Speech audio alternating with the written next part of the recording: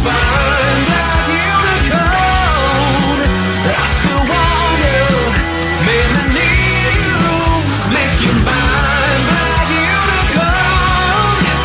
Got to have you, 'cause I just can't live without you.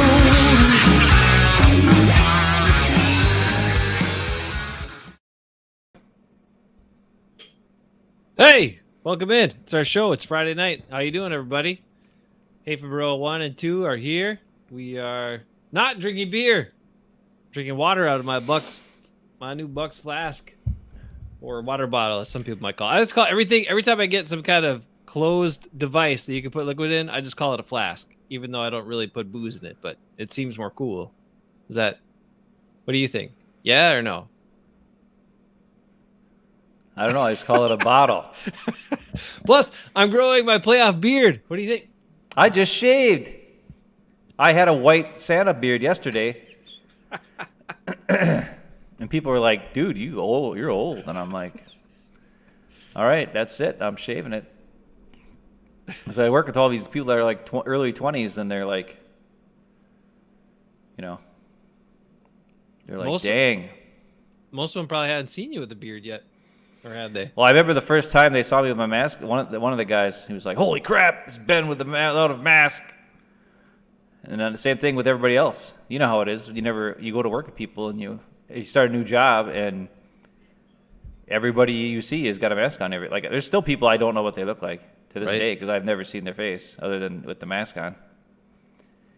It's weird. There's other people I've worked with. There's this one little red-haired girl I worked with at a different place, and I thought she would be some sort of combination, because in your mind you're like, oh, it's like, she's like Amy Adams. That's what she would look like. And then I saw her face, and it was like, hey. Amy Adams got smacked with an ugly stick. Oh, don't be so mean. What the hell? Well, I'm just saying. I'm sorry. But it was not at all. Like, I thought, oh, she's a cute little nice lady. And then, or girl, or what? Well, she's a woman, whatever. And then I was like, yikes, a Roni.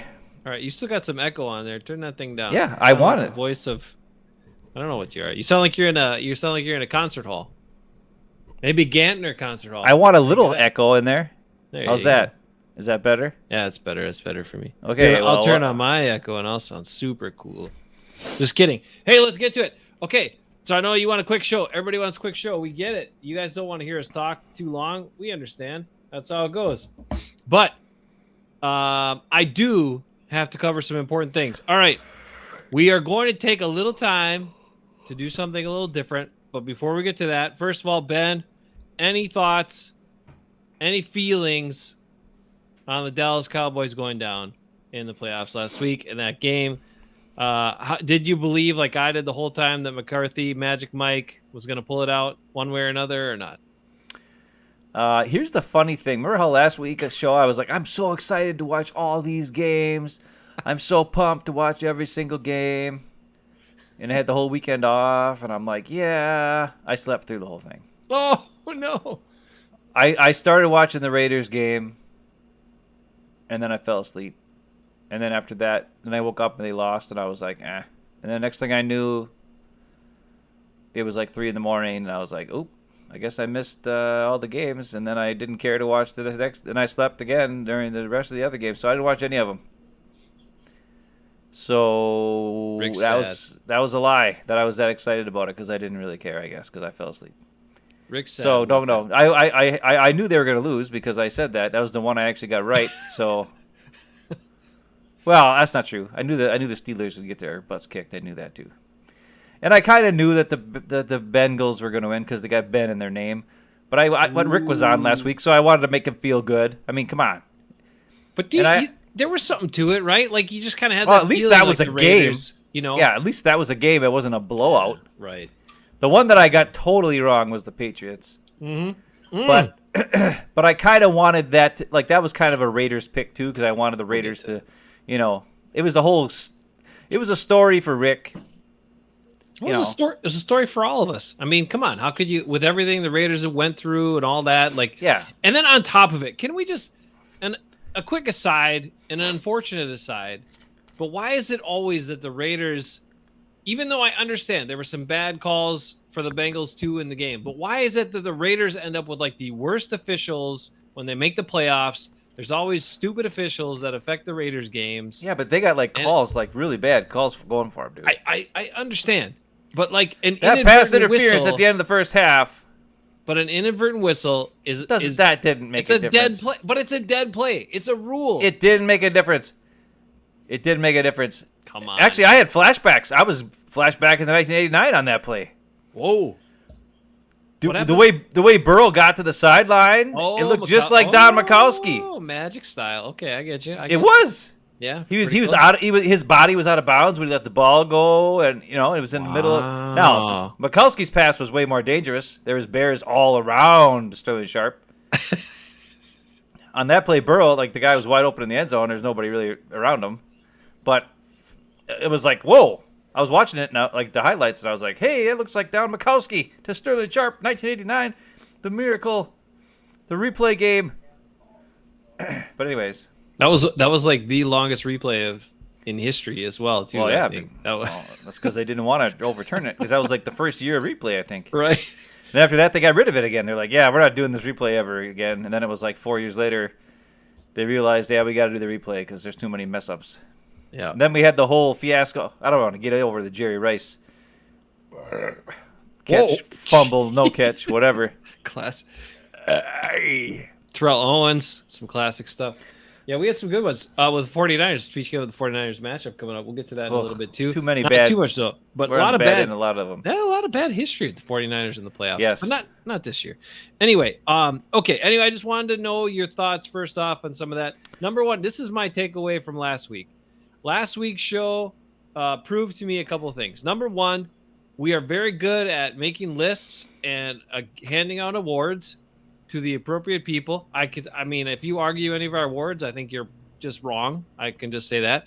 Number two, we're terrible at picking games. We're just, I never want to do it. I'm bad at it, and I sucked again. Like, I was wrong on almost everything. I don't know. want to pick We'll games. see. I We'll don't see. like doing it. Everybody always wants to pick games. I don't like doing it. I'm not good at it. I suck at picking games. The only reason I've been pretty consistent at picking Packers games is because I always pick them to win. And the last 3 years, they won almost every time. So that made me look good. But actually, I'm not good at picking games. Well, let's hope that they keep winning, because Right. yeah. All Who right, knows?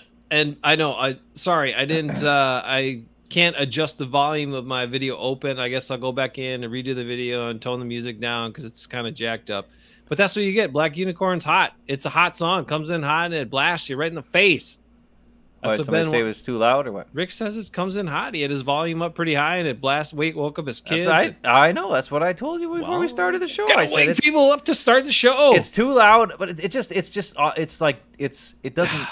doesn't sound good. That's hard to believe because it's me singing, so that always sounds good. But it's what do they call that? Sounds a bit digitally, but that's part of the gig. Yeah, right? it's digitalized, and what else?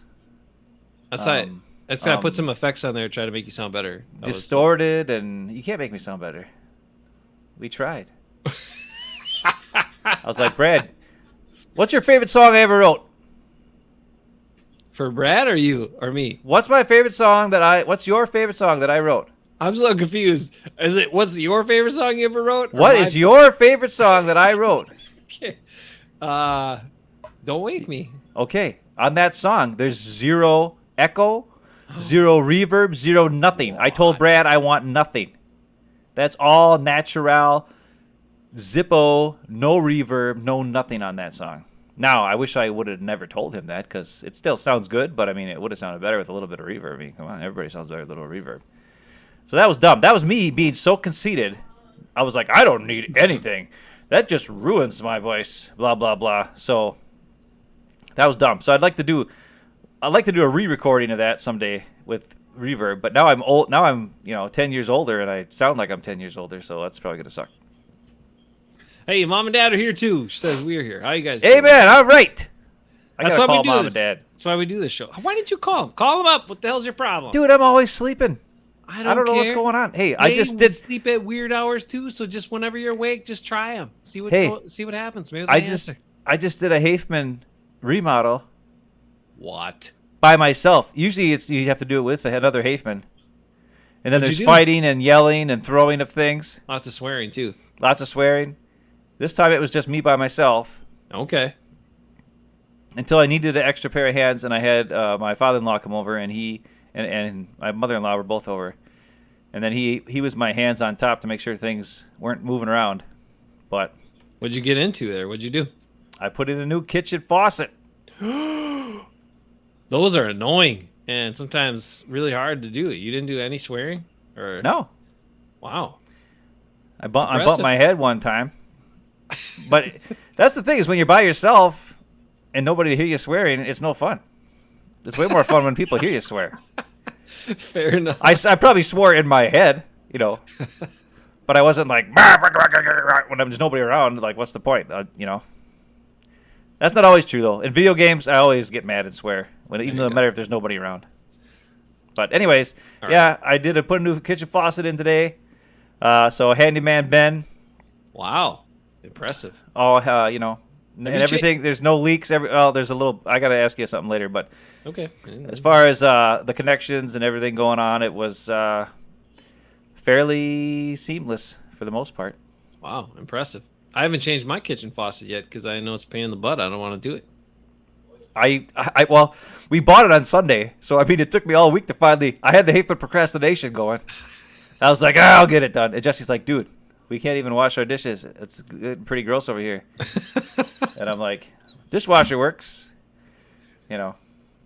But Fair enough. so I finally got it done today. You were So the one that- that said you didn't want the show to take long. You're talking about putting in your faucet and all That's this because I'm freaking tired as crap. I was right. up all day. All right, all right. And look, I just wanted to point out where I did a terrible job at picking games, and I was Yeah. ribbing people. You know, I was doing it kind of just to rib people, but I kept texting like to everybody, Magic Mike, believe in McCarthy, the Magic still lives, you know, all that stuff, and getting some comments back from some old Packer fans. But to be truthful, look, I mean, I have to say, it was classic McCarthy. 14 penalties. It's the same stuff the Packers always had happen. Undisciplined, stupid penalties. You could never control that. And then just dumb decisions, in-game decisions. Like, what is he doing? Well, the He's play at the end. McCarthy. The play at the end really just is the epitome of a Mike McCarthy team. Right. Like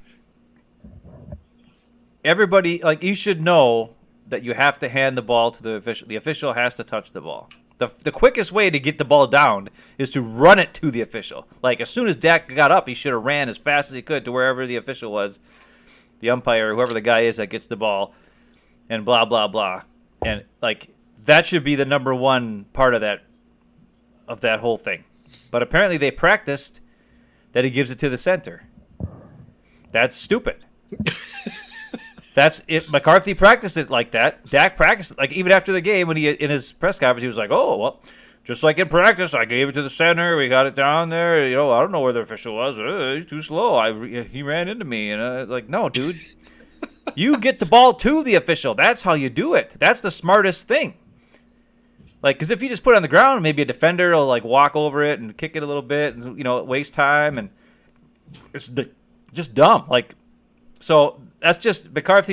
You know, that's the McCarthy magic. The fact that it's they always screw something up, and it's like a dumb thing, like a really dumb thing, and it's because it wasn't coached properly. And in the heat of the moment, Dak didn't know he did the wrong thing, and they lost. Period. And they all act. That's the other thing. They all act like it was definitely going to be a touchdown the very next play. I mean, what did that give him? It gave him one. Nobody play. talks about that.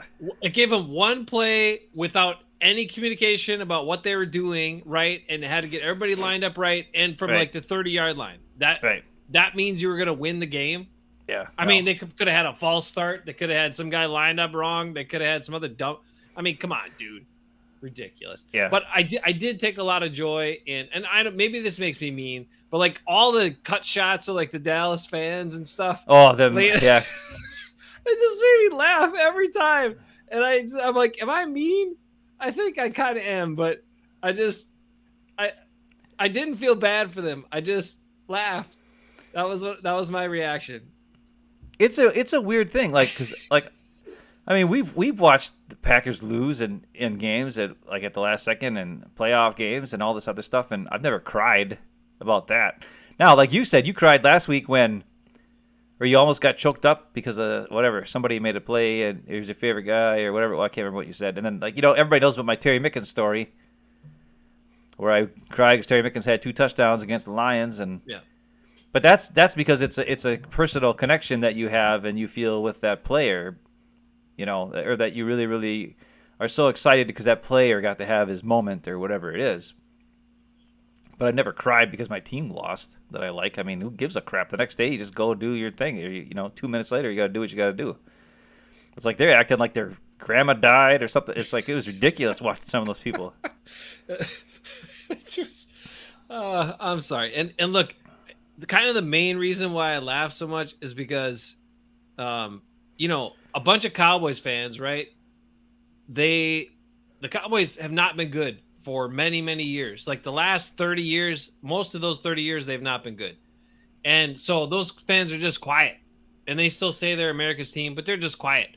And then as soon as the Cowboys start to get kind of good, all you hear is, how about them Cowboys? Go Cowboys, Cowboys, Cowboys. And then earlier this season, even where, I don't know, they look pretty good, but within the first 2 months of the season or after the Rams started to taper off just a scotch, then all of a sudden the Cowboys are the team to beat in the NFC, the whole conference. And I'm like, based on what? What? They still have McCarthy as their coach. They're beating crap ball teams. Like, yeah, their record's pretty good, but they're still the Cowboys. It's talent. They have a lot of talent. They just aren't like. I mean, Jerry Jones made a huge mistake by hiring Mike McCarthy, but I knew he was going to do it. I said he was going to do it a month and a half before he hired him. As soon as McCarthy was fired, I was like, Mike McCarthy should be the new head coach of the Cowboys, and I was right. And it's because Jerry Jones, as much as he actually understands players now and like getting good play, like drafting the right players, like he's actually pretty dang good at that for a owner who actually is the GM too. Like those guys do a good, like they get talent. There's no doubt. I mean, CeeDee Lamb, Micah Parsons, like their first round picks are not bad. Their offense, the whole offensive line. I mean, a lot of good players. And they drafted Neville Gallimore, who we love. Who he had a screw up in the game actually the other day. Yep. But where he has his biggest problem is he thinks that the key to fixing things is like one thing. It's like, oh, I know what's going to happen. This is what's going to happen. This guy's got experience. He's the guy. And then he just fired Wade Phillips. Is like, well, Jason Garrett's going to be. I mean, he already had it in plan. Same thing. He hired Mike McCarthy and told him Kellen Moore has to be the offensive coordinator. Mm-hmm. Period. Even though they ran totally different offenses. You know what I mean? But that's what he had to have because Jerry Jones has this thing where he's like, I'm loyal to my people I love, but that I also want to win. So then he goes for things that are a sure thing, or he thinks are a sure thing, and then he goes to, the thing that he knows or that is familiar. And sometimes you can't mix those things, and he keeps doing it. And that's the problem. And it bit him in the butt again, and it's really sad because like the Cowboys have all the talent. Like if they had a coach that was actually halfway decent and knew the details and didn't, get massages and all that kind of crap or whatever. I mean, they'd probably kick the crap out of everybody. It'd be like the Bills against the Patriots. Like all that talent. It's just it's sad. And then you look at the Packers. Who do we have? Our talent level is, we got guys coming off the scrap heap just to make who our best guys. Yeah. Not first-round picks, not second-round picks who are out there making plays. Our offensive line is not a bunch of first-round picks. Nope. It's a bunch of undrafted guys, fourth-round guy, fifth-round guy. You know what I mean? It's like, no. Like none of our talent is work-hard guys who know what they're supposed to do. And It's the exact opposite of the Cowboys. The Cowboys have all the flash, all the talent, everything you could ever want, and no substance. And if they would just coach properly, get a good coach in there, they'd probably be good. But Jerry either takes people he loves, or he tries to fix it with, because he gets excited because, oh, this guy won a Super Bowl, so he must be good. Instead of trying to, like, really study and find a good coach. Like the Packers. Nobody knew who the hell Matt LaFleur was. Not a single damn person in the world thought Matt LaFleur was going to be the head coach of the Packers when they hired him. I sure as hell didn't. I was like, who the hell is this guy? Nobody. The Titans offensive coordinator? The team that was 27th in the league in offense? That's the guy you're going to hire? Good God. But Murphy, for once, knew what the hell he was doing and got a good coach. And there you go. Okay. I'm done. All right, serious question. Because you keep bringing this other game, I got to get to that. But serious question before we move on, and this is for anyone that's around too. I know there's only a handful of people commenting tonight. That's fine. If because we heard about this for Mike McCarthy got to be the coach of the Packers 13 years, almost 13 full seasons. If Aaron Rodgers had a different coach, would he have more Super Bowl wins? No. Okay. In 2014, did Mike McCarthy not cost them that game, the championship? Okay, that one he did. The Seahawks game. Was that the 14? Yeah. The Brian Bostic or whatever the hell his name was. 19-0, and he just was like, he ran the ball the entire second half. Yeah. Eddie Lacy will get it done. No, bro.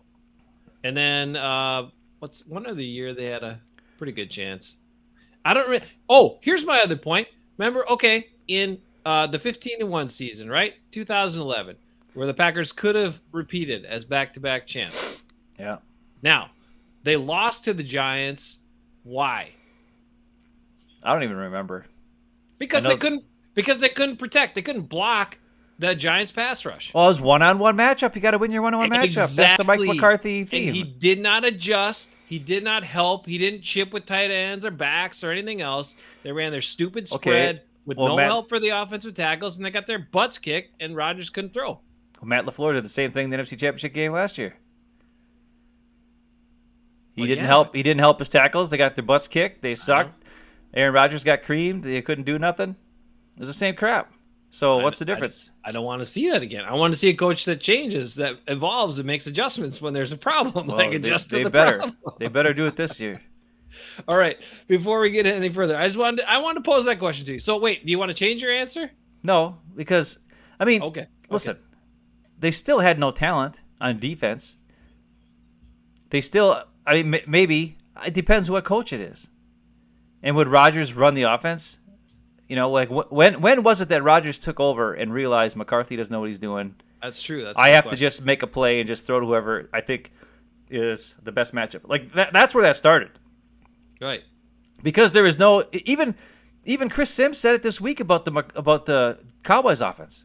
He was like, it's like the most simple offense of all time. He's like, this guy, like, there's plays where it's like when it's 3rd and 9, they run. All three receivers run a 10-yard curl route. Like, that's their offense. There's no play developed, no route connection that helps guys get open. Like, none of that. It's just run your route, beat your guy. And and they have a lot of talent. And that's why it works against teams that are dumb or teams that don't have great talent. But when you go up against a playoff team, who's actually good, you can't beat them. The 49ers aren't stupid. And their weakest part was their corners. But if they know that you don't have any creativity to your offense, you do the Mike McCarthy beat your one-on-one matchup. That's dumb because you could scheme and take away that stuff, and that's the biggest problem. And I don't want to spend all this time on McCarthy. Who gives a crap? He's gone. Sorry. I don't know. I don't know if they would have won or not. I just know that the Ted Thompson drafted like crap. I mean, Justin Harrell, dude. That's fair. Justin Harrell. It's fair. Derek Sherrod. Baseball player, basketball player, back-to-back. I get it. Dayton Jones. I mean, so many first-round picks that were terrible. And really set. Like, the team went from awesome to just crap. When you miss on, 7 first-round picks in a row, it really hurts you. One other thing is bad decisions on who to keep and who not to keep. And that Micah brings Hyde, me- dude. Brings me exactly to my guy. Now that's something that's been sorely missing from our show, Micah Hyde, for far too long. But after, like, honestly, I knew the Bills were struggling. I didn't know what was going to happen, and then Micah Hyde shows up and says, "No, we're not losing momentum in this game. I'm going to make some crazy plays." And so now this is it. This is the Micah Hyde section of the show because I don't care. He's always a Packer to me.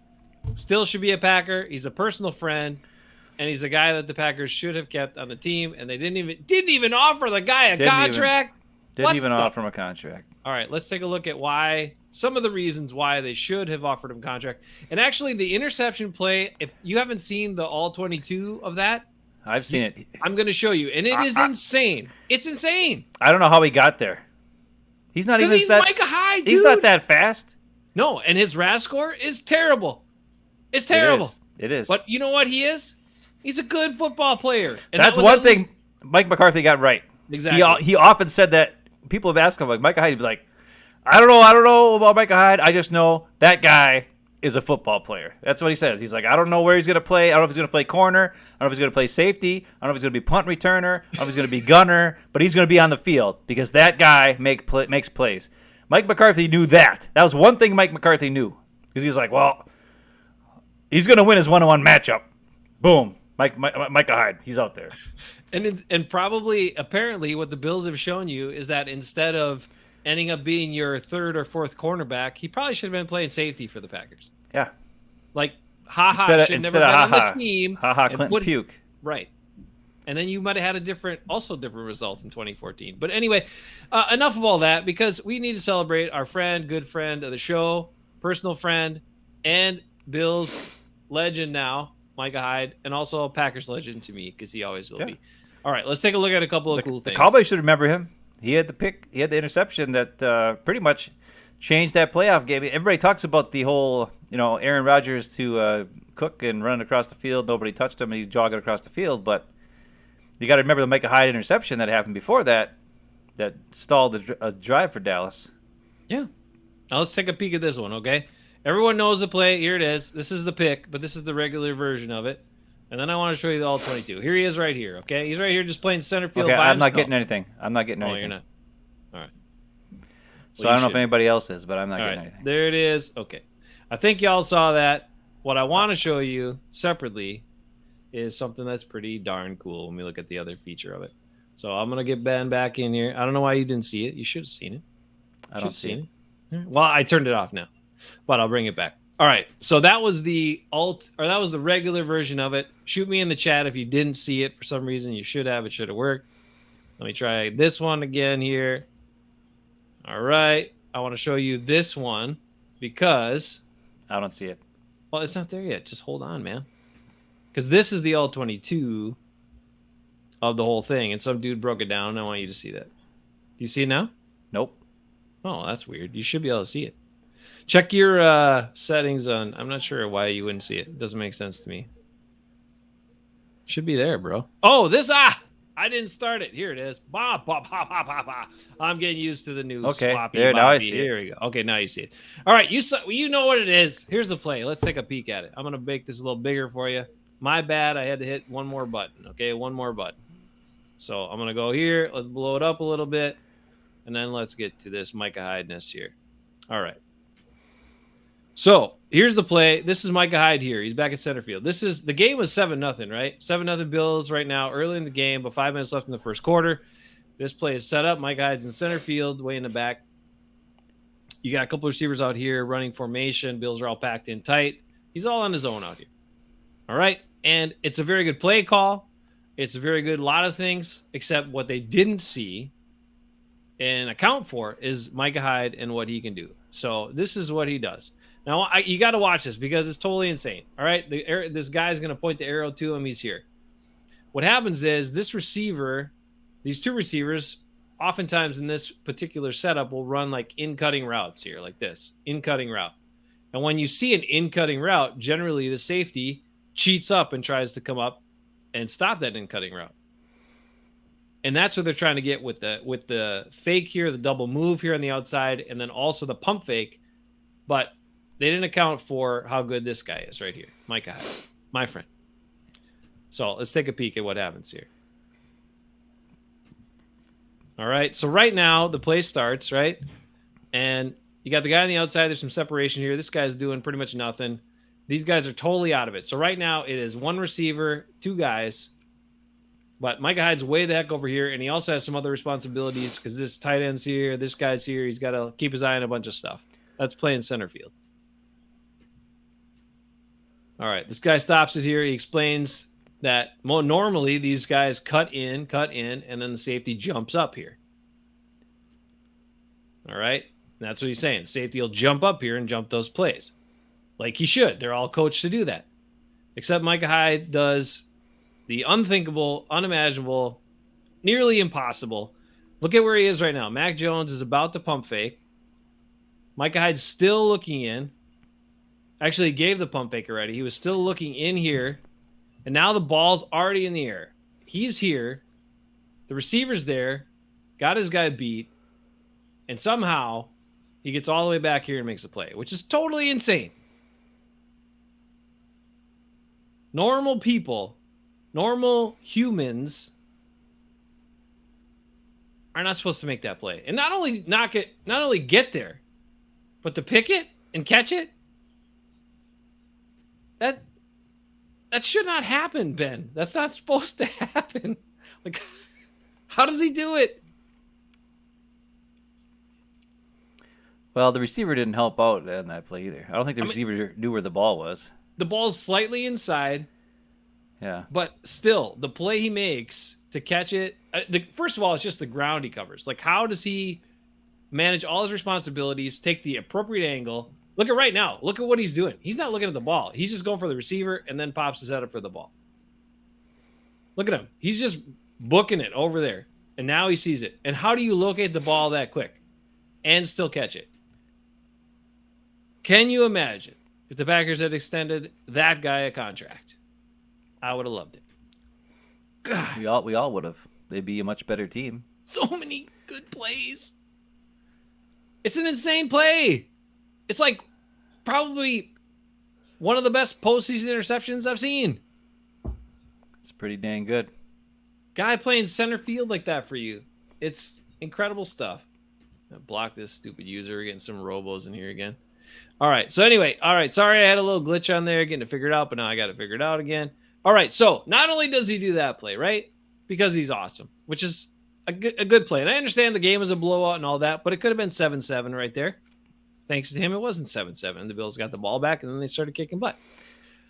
He also does something that the Packers have struggled with. And in a year like this year, where it's make or break kind of a year, right?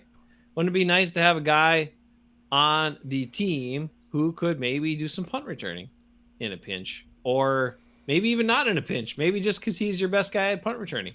So I don't know if you remember any of this stuff, but let's take a look at something else he did in this game, which he doesn't carry the ball the way he used to when he used to punt return for the Packers, but I don't even know if he was designated as punt returner on this one or what the deal was.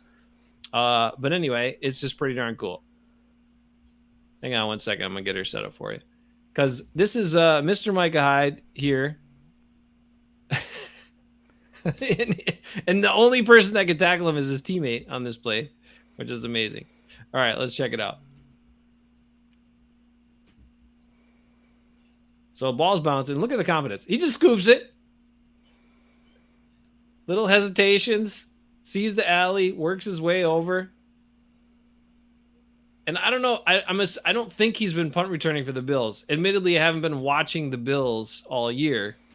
But I'm assuming he hasn't been their main punt returner all season.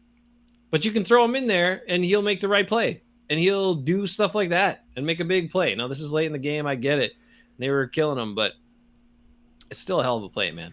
I think the thing that's really cool that both of those plays show you, and is something I don't have, is when I play video games, I suck at this, is really quick hand-eye coordination and recognition and able to adjust to things.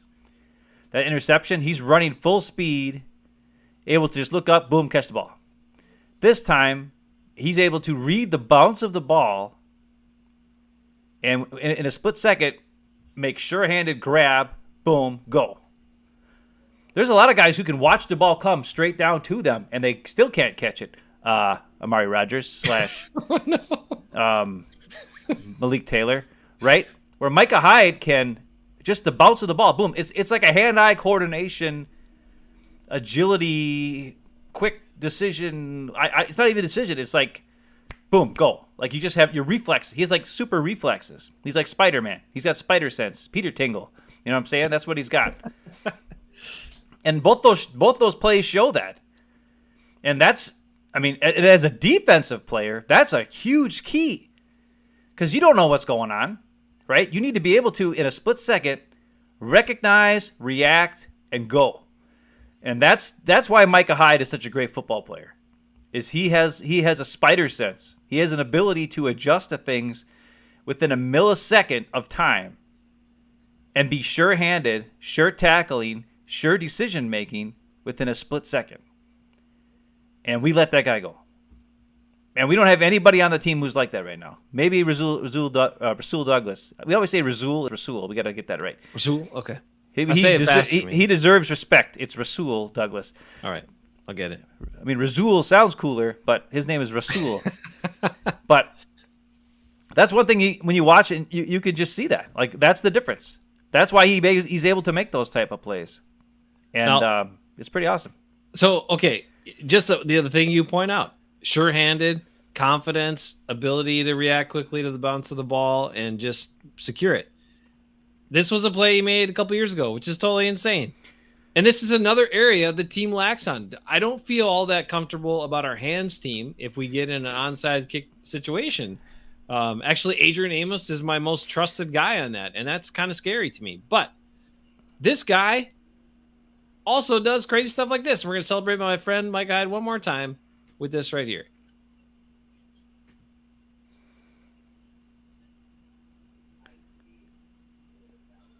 And he doesn't mess around.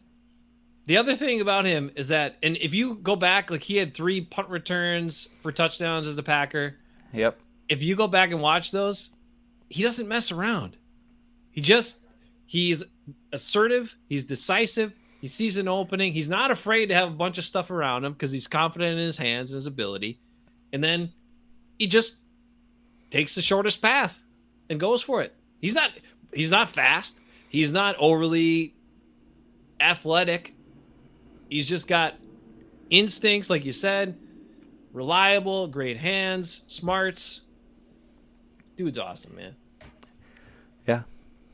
I mean, what more can we say? Love that guy. Anyway, I just had to celebrate him tonight because he made some awesome big plays last week. And, he shot me a text or whatever. So, okay. Yeah. I got pictures of me and him together. So, I know, but he didn't send you no text, dude. Well, what do you know? How do you know? Maybe I just didn't let you in on that one because I don't want to give up that part of our relationship to you because then you'd take over. No. All right, never mind. All right, people want to talk about the Packers. Let's talk about Packers. Yeah, no kidding. Let's get going. It's 9:40. I gotta go to bed again. 0-0's. Actually, you know what? I keep forgetting about B. Okay, so let's give it up to B here. I forgot. B always gives lots of good comments. He jumped in early. B says this. So he heard something he didn't realize before. Green Bay lost 4 games. Since Saints, Green Bay lost just 1 game, really, where Rodgers played. And that was with the Vikings. So he says, and even by a hair. So 38-2, MVP and Super Bowl, or what is this question? Well, I think, Balaz, that is the key to the entire postseason. And that's the thing that scares me the most, to be quite honest. There is no one, absolutely no one in the NFL postseason who has more pressure on them to produce and win this season than Aaron Rodgers. Whoa. Aaron Rodgers made a big stink in the offseason. Aaron Rodgers single-handedly brought his buddy back Randall Cobb, who actually I think is going to be a huge help in the postseason. I agree. To be quite honest, like Right. we needed him back, so I'm glad he's back. So I'm not complaining about it. I'm just saying he's the guy. He's the guy who went on Jeopardy and the guy on Jeopardy said who decided to kick the field goal, and Rodgers laughed it up and he ha hoo. Didn't take any of the blame after the loss. It's all LaFleur's fault because he kicked the field goal. He should have gave because for sure Rodgers would have made a play on 4th and 8 when he didn't make it on 1st and 8, 2nd and 8, 3rd and 8. But if 4th and 8, he probably just like Dallas would have won the game if Dak would have got the ball to the official. They obviously would have won the game in the next play. I don't know why I'm blank again. You always do that to me. It messes me up. Stop doing that. You're still there. You're still there. Stop doing that. I hate that. Anyways, so what I'm saying is, Balaz, Rodgers, I was on a roll. You screwed me up every time. Stop doing that. I'm not trying to. What I'm trying to do is get it just on you. But people want to see your reaction to my genius. Come on. I don't think they do. I don't think I think they do. They do. Anyways. All right. But that's the key. You're right. This is the year for Rodgers. Absolutely. And I think now his new Zen demeanor should be able to handle that. Okay. But also his new Zen demeanor means I don't think he would be upset if they, kind of go in the tank and lose. You know what I mean? Like I think he's just like, oh well, that's the way it is. Oh hey, that's the way it goes. Like Zero says, he handles the pressure well. He does. Because he's like, yeah, whatever. But if they don't win the whole thing, it's on Rodgers. Period. I don't care what anybody says. It's on Rodgers. And LaFleur needs to make it on Rodgers. If it's 4th and 3, go for it. And then after the game, you say, hey, I got the best quarterback in the NFL. What? Everybody told me I was supposed to go for it last year. I'm going for it. 100%. But listen, Tom Brady's got no pressure on him to win it this year. He's won 7 freaking Super Bowls. He don't care. He can lose, and everybody's like, Tom Brady's the best. You think the 49ers have any pressure? No, they weren't supposed to be even in the playoffs. They came from out of nowhere and beat the Rams, and they were down by a crap ton, and then now they're playing with free money. The Rams, they got Matthew Stafford has never won a playoff game until last week in his whole career. I mean, if they keep going, it'd be like, that was the start. Now this next year is the year where Matt Stafford is there. Now they got the plan, and maybe there'll be more pressure next year. But this year, there's no pressure on them. The Chiefs, Mahomes, he's already got Andy Reid. Andy Reid got the monkey off his back. He finally won a Super Bowl. He was the one coach who was the greatest coach who never won a Super Bowl. Well, now he won a Super Bowl. Boom. No pressure there. The Bills, maybe a little bit of pressure, but not as much as Aaron Rodgers has. Mm-hmm. Bengals they're just happy to be there. They're just a bunch of young guys. Yeah. And the Titans, no one's giving them. They're the number 1 seed, and everybody thinks they're going to lose. So they got no pressure. There's one team that has all the pressure, and it's the Pack. And they're getting all the guys back. The whole band's getting together, right, for the playoffs here. All the guys are coming back. Yep. So it's not just it's on Rodgers, but it's also LaFleur.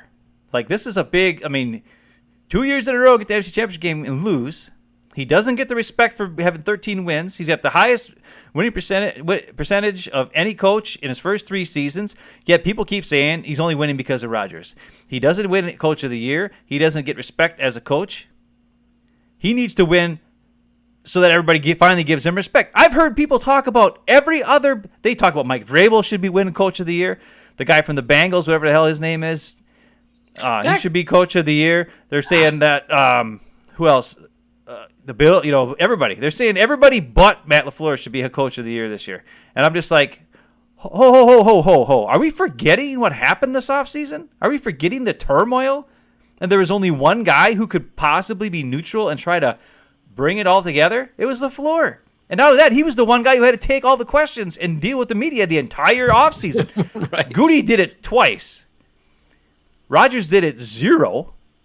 LaFleur did it like freaking 30 times. And everybody's asking him, and he's like, Rodgers, I don't know. I got Jordan Love. I don't know. He had to deal with all that crap. That's coach of the year. But if he blows it, they lose against his old. That's the other thing. Everybody says Shanahan's a genius. LaFleur's got no chance against Shanahan, the genius, right? He's got to win. He's got to prove he can beat frickin' Shanahan. Rodgers has got to prove he can win against the 49ers, the team that didn't draft him. And he said, how do you feel about falling after in the draft? They're like, what are you going to do, blah, blah, blah. And he's like, I feel sorry for them. They're gonna be more sorry that they didn't draft me. That's what he said on draft day. The 49ers are going to be sorry that they didn't draft me. Well, every time the Packers have played the 49ers in the playoffs, Rodgers has lost. Every time when it was Rodgers against the 49ers. So you tell me if they're really sorry that they didn't draft him. When they've won every time it was a head-to-head matchup. And now, once again, it's a head-to-head matchup. With Rodgers against his favorite team. He needs to win. All the pressure is on Rodgers. All the pressure is on LaFleur. They need to handle it. And not like they handled it against Tampa, where you can watch because LaFleur was mic'd up. And on the sideline, after they started giving up big plays and Tampa took a big score, LaFleur is like, oh, that's it. We got to change the plan. We're just going to change the plan and throw it. And he fell right into the trap against Tampa. What do they have? Great pass rush. And you decide to just throw it all the time like a ding-dong out of frickin', no backs in the backfield, empty set. What? Stupid. You can't do that. They have to be smart. They have to have a plan. They have to know what's going on. And that's the problem. All the pressure is on these guys. And I think Rodgers can handle it. And I don't think it's going to bother him. But LaFleur, this could destroy him. This could destroy him as a coach if they lose this game. What? I'm serious. Think about it. Wow. He has got to exercise the demons. I said it last week. This is the game. Prove to me, LaFleur, that you're a coach. That you deserve Coach of the Year. That you deserve to be the highest winning percentage in his first 3 seasons in the history of the NFL. Prove it. All the pressure is on LaFleur. All the pressure is on Rodgers. No pressure on anybody else. How do they handle that pressure? Back to you. Look, I 100% agree with you that Rodgers has the most pressure on him, and I understand too. You could say, well, if he's got, an exit plan after this year or whatever is the case, maybe he's not as bothered by it, or maybe he's not putting that pressure on him. But for his legacy, for everything, this season matters the most because of the recent failures. And because of when you start to add up all the losses in championship games, you're going to try to tell me that being 1-5 in championship games, if they would get there and lose this time, or even worse, if you wouldn't get there? Ugh. Come on. I mean, you're trying to tell me that's not going to affect people's arguments for you as being one of the best quarterbacks of all time? It's already changed. Remember how a couple of years ago, there was the discussion, because you could still blame McCarthy, you could still blame all this and all this stuff, right? And you didn't get to the championship games and lose them. So it was like, okay, well, he was still in the conversation for greatest quarterback of all time.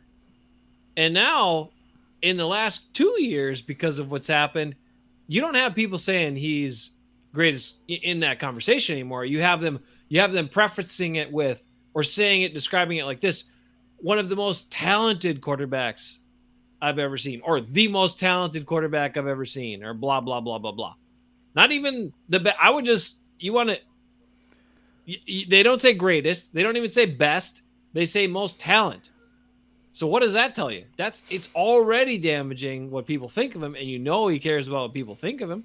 So this is huge for him. I mean, if this is up to Rodgers, they need to win. He needs to do the right thing to win. Whether that means he decides to go along with the plan and run the ball more when they should, that's the right thing to win. If that's the right thing to win, he needs to do that.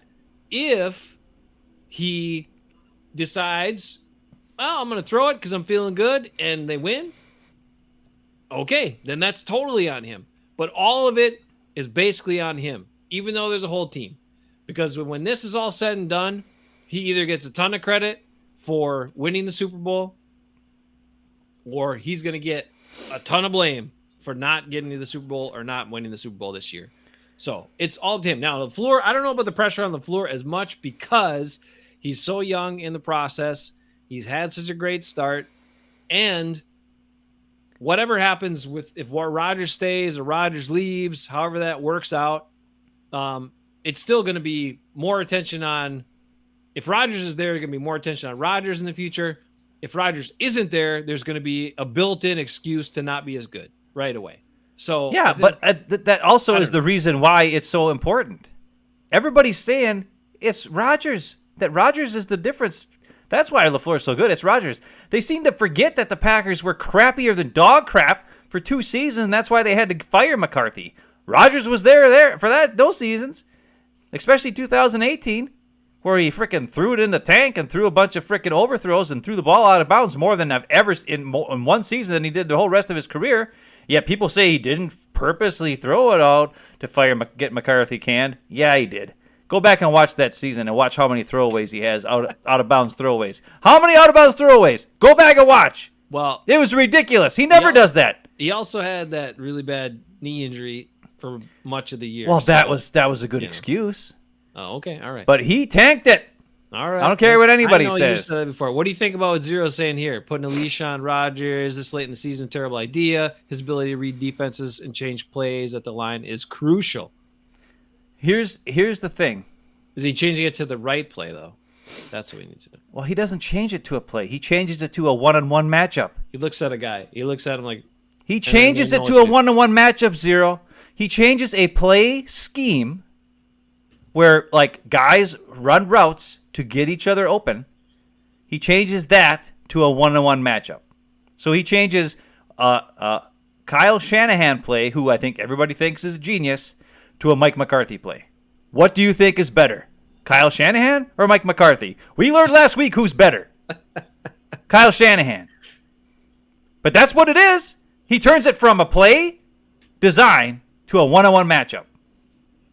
That's it. Zero also thinks, doesn't believe a Super Bowl loss for the Packers is a failure. So it is. To me, they got to get there. Yeah. It's not about a failure. It's perception, Zero. It's not about like what you believe or what I believe or anybody. It's perception becomes reality. If they don't get there, if they lose this week, it's LaFleur can't handle he can't handle his buddy. Can't beat His buddy's got his number. His buddy's got his number. If Rodgers can't win this week, it's Rodgers can't like the 49ers. They didn't draft him. They knew what they were doing. Every time they faced him, they beat him. They got the number on him. And so it's just, and there's one more thing that I want to bring up about this game. With all that being said, what I just said, the Rodgers and LaFleur thing, the real key to this game, I believe, is Joe Barry. What? Joe Barry is the key to this game. Barry. Because what has been the problem with the Packers against the 49ers in the playoffs the last 3 times? Undisciplined defense who can't handle... Undisciplined, for sure. Can't handle trick plays. Can't handle simple... Like, not simple, but, like, can't handle the run. They're not in their gap assignments. Mm. They fall for all the trickery and the movements, and then it's really just a simple run to the outside or whatever it is, or the whole, all that stuff happened. Whether it was Dom Capers or Mike Pettin, didn't matter. Joe Barry needs to make sure these guys know what's going on. And as we saw in the Lions game, trickeration fooled the crap out of us. Big time. Yep. You don't think Kyle Shanahan saw the trickeration that the Lions were doing and was like, wow, these guys, they'll bite on anything. Sweet. No. So with all the Rodgers talk I just did and all the LaFleur talk that we just did, I think it's really down to the defense and Joe Barry. They have to be disciplined. They have to be willing to stop the run at all costs. Let Jimmy G throw. 100%. Let him throw. Let him. He'll throw it to you. He's not good. You cannot go through a whole game and only have a guy throw 8 passes or 7 passes like 2 years ago. It just inexcusable. You put 11 guys up there, then I don't give a crap. Well, but you can't do that either, because then they'll trick plays and all this but you have to the guys have to understand. Yeah. Like with Zidarius coming back, I know, I'm a little worried too. Only have him come in on 3rd and long. And even then, because the 49ers aren't afraid to run it on 3rd and 9. Right. Or 3rd and 10. Like, they'll do it. And they did it to us in the freaking NFC Championship game 2 years ago. I think they did it last week too. Didn't Samuel have they had a 3rd and 13 or 3rd and 11? And he ran for a touchdown. Yeah. Or something. Yeah. I mean, they don't care. Because they know most defenses are afraid of, we got to stop the pass. We got to look out for this. They're not even looking for the run on 3rd down and long. And when you have a team that's so good at blocking and a bunch of players that are good at breaking tackles, which is what the 49ers, like all their guys, they're like monsters who just break tackles. But that's the key, is be smart. Don't fall for all the tricks. I don't know. I'm not a defensive coordinator. I don't know what's the best way to do it. Man defense, zone defense. Because you play zone and your eyes are in the backfield, then you can be tricked. If you play man, then your eyes aren't in the backfield, and if there's a run that gets through, you're not looking for it, and you're in trouble. Or you could get beat in man coverage sometimes, especially with guys who are shifty like Deebo Samuel or George Kittle, who's really awesome. Those are problems. I don't know what the best thing is. Well, whatever the best thing is, Joe Barry needs to find it and do it, because he is the key to victory. It's scary but it's true. Although again, it'll be credit or blame will go to LaFleur and Rodgers, and not to him probably at all. But if they get blown out, they can't stop the run. They look like crap. Everybody will be like, Joe Barry sucks. Yeah. Just like they said about Mike Patton sucked after the NFC Championship game. They all blamed it. They blamed it all on him. Rodgers took no blame. I mean, come on. Yeah. He threw a pick, and he threw 2 picks. Well, the second one was just kind of him throwing it up, and Richard Sherman went and grabbed it and whatever. But still, it's like, you're right though. That's the thing, though. Be key. Stopping the run, number one. So as scary as it is, LaFleur and Rodgers have all the pressure on them, but it's really Joe Barry's defense is the key to the victory. It's like, I don't know what's going on. I've had people. I've listened to a lot of stuff this week, and a lot of people are. First of all, Chris Sims his nose is so far up Shanahan's butt. I've never in my life. I'm surprised it's not like poop brown right now, because he is. Honest to God, he's just been ripping the pack all week. Well, can I tell you why? You know why. Well, I know they're best buddies from college. I know, but it's like, no. But that's not it. Because it is. They're best buddies from college. Well, they went to college together. Shanahan was his wide receiver. He was the quarterback at Texas or whatever. Oh, okay. I don't know all that. What I do know is this: not just him, but so many others get enamored with physical football teams, right? And everybody talks about being physical, and being physical is the key. I like that too. To winning, and it is. It is. It's playing a physical brand of football, especially defensively, but also offensively, with your offensive line and running the ball strong. Like, those are ways you can win. But the Packers have proven you can win other ways, okay, by not being that physical. Now, the one thing you can't be is get shredded in run defense. You just cannot do that.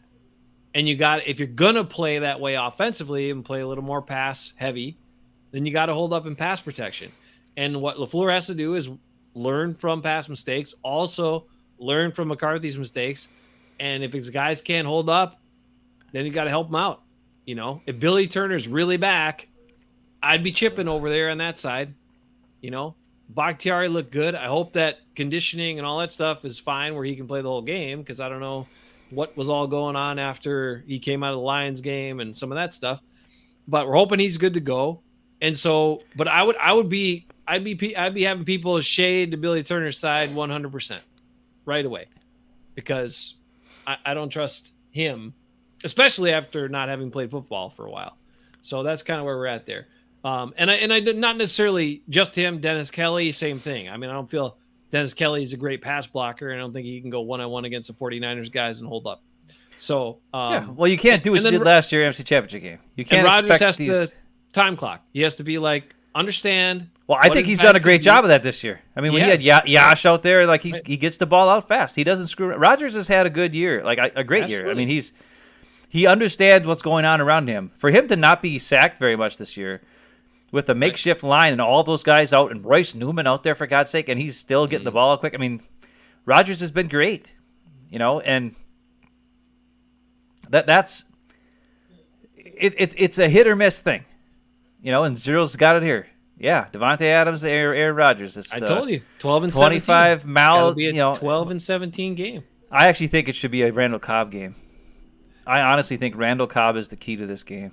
He's going to play a crucial role, but I think the Packers should I think they should attempt to run the ball, because this 49ers team still and not outside stuff, up the gut. Quick hitting runs up the gut. Don't take a lot of time where their fast guys can penetrate or cause problems. Start out, do those double team blocks like we've shown when good runs happen. Yeah, but they don't do that. Double team blocks, scrape off, double team, scrape off, and get, interference on the linebacker. And you got some success and you got some things happening. And I know the temptation is this, right? The temptation is, but the 49ers have a weak secondary. So that's all I've heard all week. Let's throw at him. We got the best quarterback in the world. Let's throw at him. And I get it. That's the temptation. But running the ball, smart in this case, quick, physical, hits up the middle. You don't have to hold your block that long, right?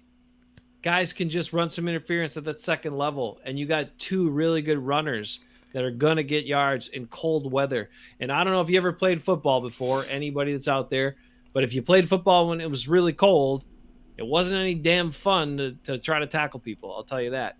So A.J. Dillon trying to be tackled when it's really freaking cold, not fun for who is ever trying to tackle him. Just a heads up.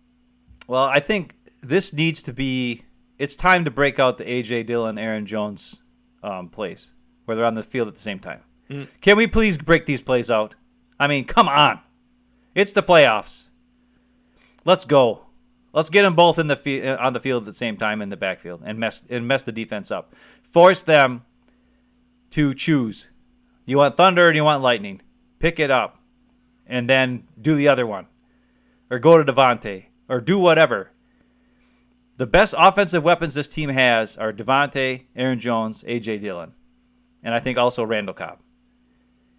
The reason why Randall Cobb is so good and so important to me is he has the ability to just find the spot, find the open spot. He's just smart. He's another quarterback out there. He knows what to do in the right situation, and Rodgers trusts him, and he will look to him. And he will. Like if there's something that's weird, boom, Randall Cobb. Look to Devontae, he's double teamed. Oh crap, where's Randall Cobb? Boom, there you go. And Randall gets open because he's shifty and he's smart.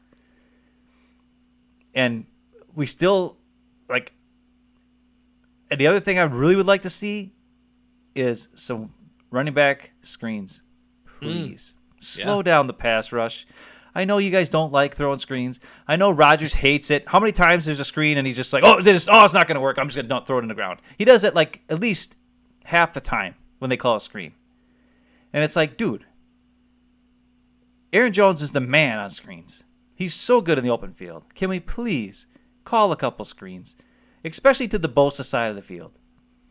Because he wants to get to the quarterback. And I know he had the concussion and all. He's playing. He's fine. Yeah. He's going to be there. But we know Billy Turner can't block him. So let's use that to our advantage. He's going to get beat every play. Well, let's let him get beat and then throw the screen. It's just, those are some things I want to see. Screen passes.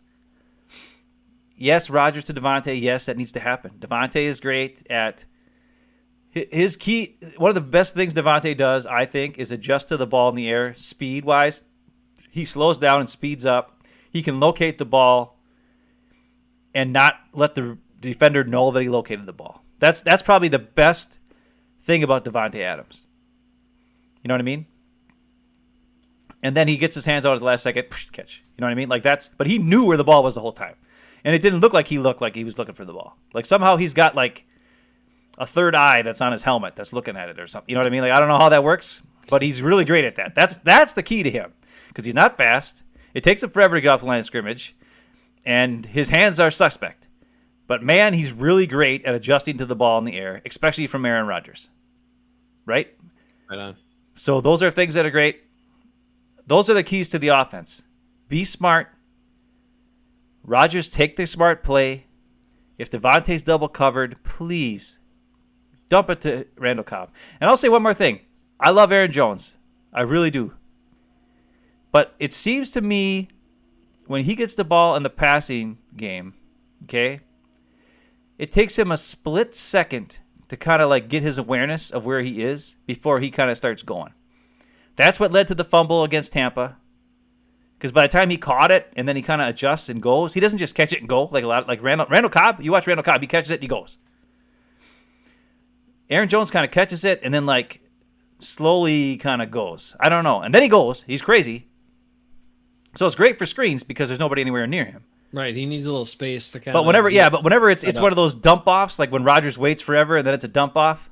Aaron Jones waits for the ball, he catches it, and then he turns to go, and then the guy's already in his face and tackles him. You know what I mean? So I would rather see a screen pass for Aaron Jones or an actual pass route, not a dump off in the because I'm so sick. Because Aaron Jones has got a bunch of catches this year, but he's got like 3 yards a catch or something stupid. Like he gets tackled all the time. It's dumb. But A.J. Dillon, on the other hand, he catches the ball and keeps running on those dump offs. Isn't that weird? But I don't know. What's attemptee mean? What does that mean? I don't know. I must have misspoke before, and Jonathan's giving me some crap for probably saying a word that doesn't exist. Because I was probably trying to talk about running attempts, and I may have said empty, or maybe I was thinking Well, we can't. empty. We can't do running attempts when we're in empty, so don't be attempty. Maybe that's what that means. Yeah. You Or might be a possibly genius, Jonathan, or maybe I'm a genius. Maybe I said it. Or attemptee means that we don't have enough running attempts because they're attempty. There's none. We need more. So that, I don't know. What do you think about that offensive stuff? I don't know. Bruce is here. How's it going, Bruce? Because they had Bruce. Bruce. It's interesting. Bruce, you can give us some thoughts too. What you think? We're talking about Packer game. We had conversations with it's a 12-17 game. We got to attack those poor corners of the Niners. A lot of people talking about that this week. We're talking about Rodgers making sure they're in the right play. So if that means running the ball more, I want more quick hitter runs up the gut, pound the ball a little more, use the cold, use the big backs, that type of stuff.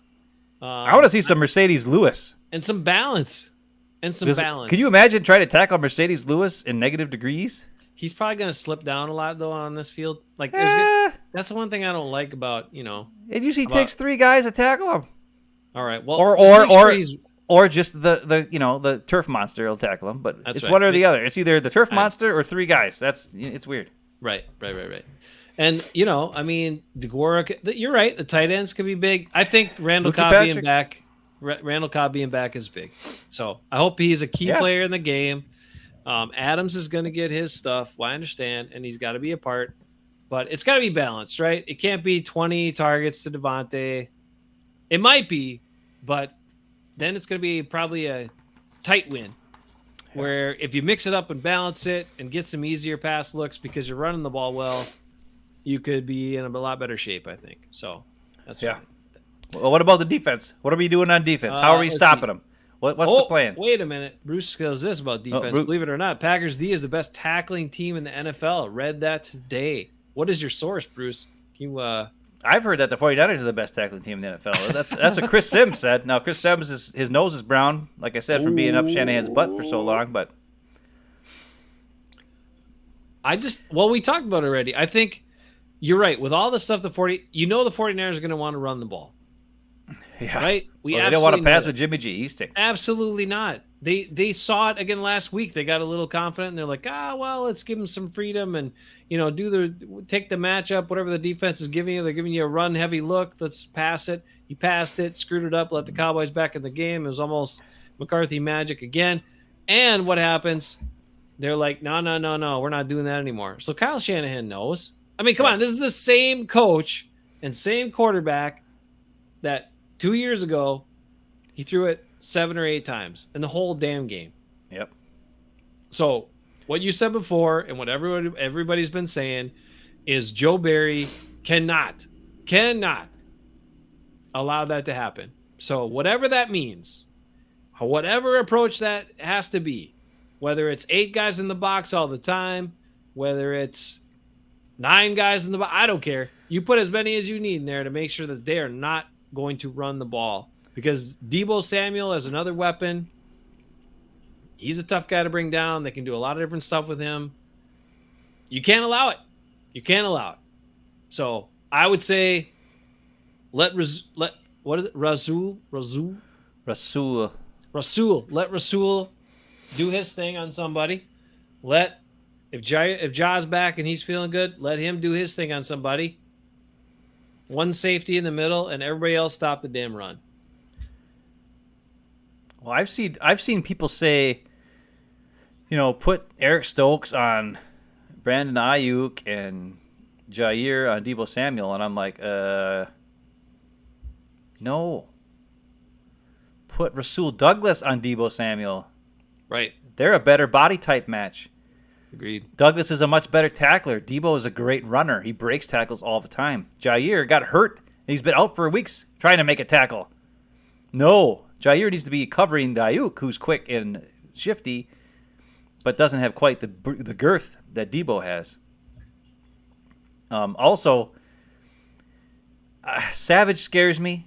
Mm-hmm. We all know about the play where Savage bit on the play action. That was in the regular season 3 years ago. And I know it's 3 years ago. But have we really seen growth in Savage in his awareness on defense? No. No, he doesn't locate the ball. And who is was it Savage who they had covering Mark Andrews in the Ravens game and just got torched? Yeah. Savage is not good at covering tight ends. Can we please not have him do that? Can we please have Campbell do it? Campbell can maybe cover George Kittle. And then have Chris Barnes be your middle linebacker looking for the running back. Unless the running back's Deebo Samuel. Then we're in trouble. But, you know what I'm saying? Savage can't be the guy who's covering the tight end. He has zero awareness. Yeah, he's fast. Not a great tackler. No awareness. He's no Micah Hyde. No, he's not. He's like the exact opposite, pretty much. Agent Amos is the closest thing to Micah Hyde, and he's not even Micah Hyde. But you know what Savage has shown skill at, and I know you wouldn't normally think to do this with a smaller safety, but if you blitz him more, like if you want he's great at blitzing. Yeah. Because he's not probably going to lay a big lick on people, but he'll mess some stuff up. Yeah, he'll gets in there fast. On the quarterback. Yep. He'll, so if it is a running play, if there's like a lot of fake and some other, slow developing stuff happening, he's in there, right? Yeah, he can send mess him. stuff up. Like, honestly, every time they send him, something good happens. Right. I mean, last year in the NFC Championship game, he's the reason why we got a pick one time.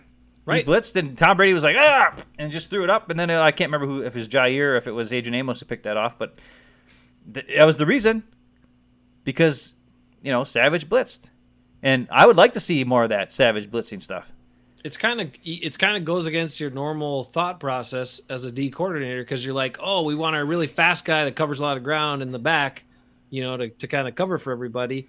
But in this case, because of the things he's good at and things he's not that good at, it's better to have him be the guy that goes in for blitzing and you throw up there at the line of scrimmage more, and Amos being the guy who's covering because he's got better awareness, better smarts, and better hands. Yeah. And he can handle this stuff that Jonathan points out that, Kittle's got a sneaky push-up. A lot of tight ends do. Oh, yeah. A lot of tight ends, they're not that fast, right? So when they get a smaller guy on them, they just get that contact and then a little boop, and then they can. Well, Deebo Samuel does that too when you watch the highlights. Sure. When he's in running routes, like those guys. Listen, I don't know who their wide receiver coach is, but he reminds me of me in the basketball court.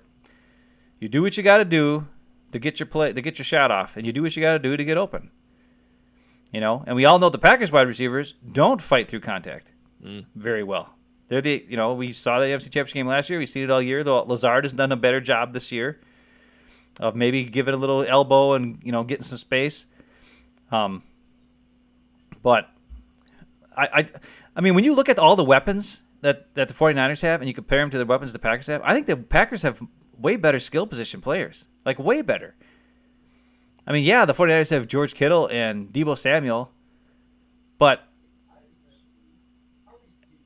I just don't think they have anything else. Like, I mean, Ayuk, okay. I know their Mitchell running back has showed up, but is that really the running back or is it just the Shanahan system? It seems like no matter who it is, the guy, I mean, come on. Every Denver running back for like 10 years was good for some reason, and then they sucked when they went someplace else. It's the system that's good. It's not anything else. And so I just feel like the Packers have more talent. I think they have a better chance. Like, they should be able to win this game as long as they're not dumb. That's it. Right. That's like, always just don't be dumb. Right. Do your, like, on defense, do your assignment. Well, exactly. Be disciplined. Be And just disciplined. don't be stupid. Don't fall for dumb stuff. And then on offense, just take the play when it's there. Don't force it. Don't hold the ball for 25 years. Stuff like that. Yeah, there was a couple things pointed out. Like one of Rodgers' first pass plays, he held the ball for like 6 or 7 seconds because Bakhtiari was back, and you know that doesn't necessarily make it a better play. Like, that's great that you might have that luxury, but not all the other guys are gonna probably be used to blocking that long. And it doesn't mean that the play worked out. It just means you bought enough time to make something work. Well, the other thing is Bakhtiari came back and Myers came back and they played in a dome. They didn't play in 0 degrees weather. Like, that's not going to feel great on your back or your knee or whatever it is that's hurting both those guys. Yeah. You know what I mean? Like, that's the other thing people need to realize. Like, this isn't like coming back and playing on September 2nd. This is coming back and playing in freaking cold, sucky weather, and like aches and pains and injuries feel 5,000 times worse when it's negative freaking degrees outside or whatever it's going to be. And it might affect Bakhtiari. He might be out there for the first quarter and then realize like something goes weird, and then next thing he's not in there. And Josh has got to play. I don't know. And the Packers need to be ready for that. And I think LaFleur has, all the last 2 weeks he said that. He's like, you got to temper your expectations and everybody cool your jets. And, hopefully they have prepared for whatever the situation is. I hope that Yash got some time in practice this week. I know he did because Bakhtiari didn't practice a couple of days. Hopefully Whitney Merciless is back and he can prove a spark. I thought he played great right before he got hurt. He was making plays. He was getting to the quarterback. He was doing some good stuff. So, I mean, I think he's a bigger impact for sure than Za'Darius, but I think Za'Darius can be a huge impact in obvious passing situations where he can just, let his hair fly and go for it. But he worries me if he's in there on first and second down. I can tell you that. And so, but honest to God, when you look at the matchups, you look at the talent, they should win. The Packers should win this game. They should have all the right things. But, who knows? Cyril says, blitz scene 4 and do a man zone for the passing plays. Yeah, but here's the problem is we don't know what it's going to be a passing play or not. So that sounds great. I mean, if you're talking obvious passing plays. On obvious passing plays, apparently Jimmy Garoppolo is like, he's got a better quarterback rating against the blitz than he does when he's not blitzed. But get this, he has 0 big plays against the blitz. Right. He'll just look for he just checks it down. Yep. And then the other thing is he's got like 13 turnover worthy plays against the blitz. So he has 0 big plays and 13 turnover worthy plays. I heard this on PFF today. And they said usually a quarterback has, they have a lower quarterback rating against the blitz. And then they have like they'll have like 8 big, huge plays, but they also have like 8 turnover worthy plays. Like, it's even. Where Jimmy Garoppolo's got 0 big plays and 13 turnover worthy plays, which means when he does take a chance, it's bad against the blitz. But people aren't making the play. Like, they're not getting the interception, or the throw's just terrible, or you know what I mean? Like, stuff like that. So even though his quarterback rating looks good against the blitz, and you would think don't blitz him because of that, the numbers say blitz him because he can't handle it.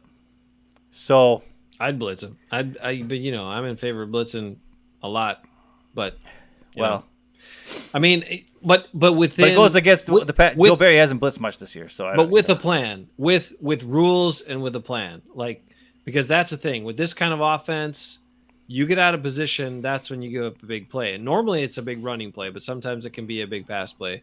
So you got to be disciplined. You got to know your rules and responsibilities. And you got to stick to that.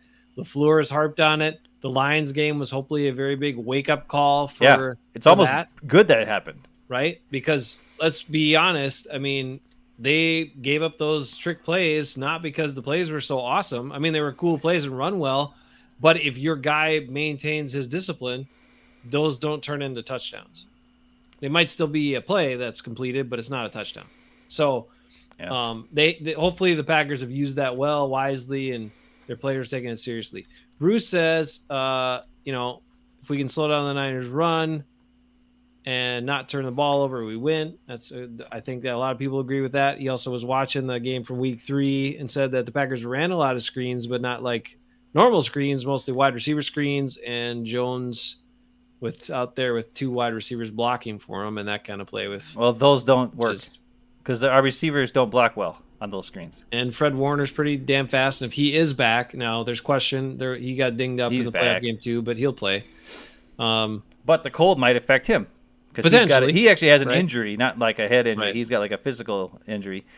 So that could actually hamper him in this game, which would be great, to have him slowed down. Your guy in the middle is – because that's the other thing is everybody's talking about attacking the edges, whereas that's usually where Rodgers throws the ball anyways. Mm-hmm. So that's a good matchup for the Packers. But it's also in the cold, and these guys got to catch the ball when it's thrown out there. And I do agree, like – those wide receiver screens, I understand why they did that is because they're thinking, okay, the edges for the 49ers defense is where they're susceptible. So let's do wide receiver screens. Let's do Aaron Jones out there. But did those plays work? I can't remember, Bruce, if were they good plays or did the guys just not block and then nothing really happened? Because that's usually what happens when the Packers call those plays. Like nobody blocks and then nothing happens.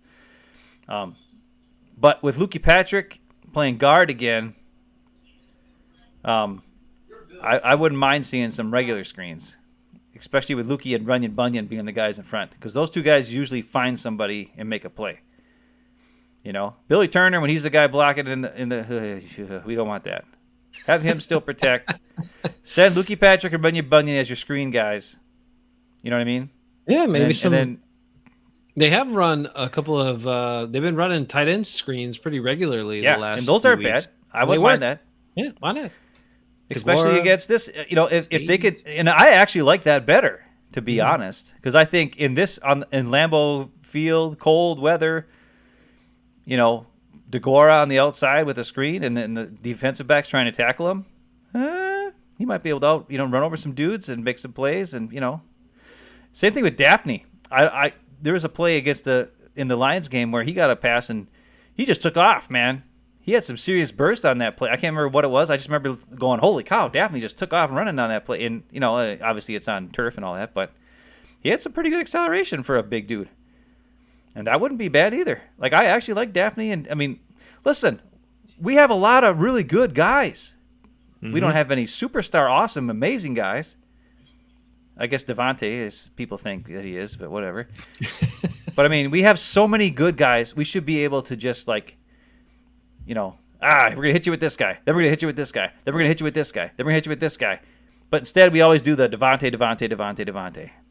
And I know Packer fans love it. They think it's the greatest thing ever. Okay, well, 5 to 7 yards a crack, Bruce. If you do that every time, that's first downs every time. You're going to score every touchdown every time. So that's fine. Let's keep doing it then. I got no problems with that. Yeah. Well, we'll find out in terms of if a 12 to 17 game, like Devontae said in the past, sometimes we just know it's going to have to be a 12-17 game. 12-17 game, and I don't think that's the best game for this team against this 49ers defense. But No. mix should it be up, work some other guys in. Randall Cobb to make some plays, 12, tight ends, running should backs. It should spread be it a around. 12, 13, 17, 18, 81, 33, 28, 89. What else? 49, whatever Daphne's number is. Yeah, I don't even 49, know. You got it. 83. Everybody, god dang it. Bruce, 8. is MVS back? Is MVS okay? I didn't know. I don't for know. sure if Bruce he would was know. good to go. That was the one. That was the one guy I wasn't sure about, because that could be a big plus too, even if he didn't get. Yeah, a lot but of don't throw it to DPS. him. Just have him run straight fast and scare everybody, and then throw it to Randall Cobb, because I'm worried about MVS's hands. We don't need any. Come on. Jonathan wants more 28 in this game. You might get it Well, late. I if the do Packers too. have a lead. Yeah. I wouldn't be- I don't even want it late. I want it early. I want Aaron Jones and AJ Dillon on the field at the same time, in the backfield, at the same time. Oh, MBS is out. Bruce Okay, tells us. well that's okay. We don't need him. We'll We'll get it figured out. send Lazard deep. It'll take longer for him to get there, but he's 6'5". They'll be scared. Just Yeah. do it. Seriously though, send Lazard on deep routes, Right. just to clear everybody out. He's not as fast, I know, and usually you want him there blocking, but it's like the 49ers will be shocked. They'll be like, wait a minute, I thought Lazard usually blocks. Why is he running downfield? Holy crap! And then or maybe they'll think, he always blocks. He's not going to do anything, and then he just keeps streaking, and then Rodgers, boom, bomb, because nobody knows, because they're not expecting him to go, and you get a free touchdown because of it. It could happen. Oh, Zero wonders here. Ben, would you be upset if we win each of our playoff games and the Super Bowl with scores like 9-6 or 10-7? No. Here's the thing, Zero. The bottom line is, in the playoffs, as critical as I am, and Jason and I are throughout the entire year of every little tiny thing that we see, perfection no longer matters.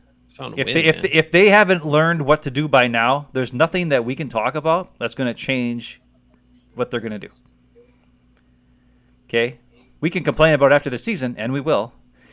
But from now until they lose, we are going to have to be positive. I don't care how they win. I don't even care if they get a couple calls from the officials. Hey, if we got to get a Big Ben, bet us Super Bowl victory with the officials, hey, I'll take it. It sucks for Matt Hasselbeck, who should be a Super Bowl winning quarterback, but he got screwed by the refs. The greatest quarterback of all time, Matt Hasselbeck, got screwed. Mike Holmgren would be in the Hall of Fame right now because he'd be the only head coach who won Super Bowl with 2 different teams. Nobody else has ever done that. And he should have won that game, and that's bull. And Bill Cowher's in the Super Bowl. He got 1 Super Bowl win, and it was Hall of gifted. Fame, yeah. It was gifted to him by the officials. That's a bunch of crap. And Mike Holmgren's not in the Hall of Fame, but frickin' Bill Cowher is. Dumb. Until Andy Reid got the Chiefs to the Super Bowl, Mike Holmgren was the only coach to get 2 teams to the Super Bowl. Well, that's not true. No, yeah, it is true. Yeah, I don't know. Maybe I'm wrong. I don't think If I'm not, right. there might only been one. I think he was the first, I believe, or there's only like one. No, other. Bill Parcells. I'm an Bill idiot. Parcells, We played yeah. Parcells in the Super Bowl. The Packers beat him in '96. Oh I'm an yeah, idiot. yeah. You forget. Okay. about Anyways, Parcells. whatever. Yeah. Okay, I'm an idiot, but still, I don't know how I got into this Mike Holmgren thing. Oh yeah, the officials. If the officials give us something, hey, Bakhtiari holds a little bit. Hey, he's hurt. He's got to hold. It's okay. It's okay. We got to take whatever we can get. I do not like Devontae Adams as a player. He might be a nice guy, but if we throw it to him 25 times and we still win, I don't think it's the smartest move in the world. But we won, so I'm not going to complain about it. They got to win. I don't care how they win, as long as they win.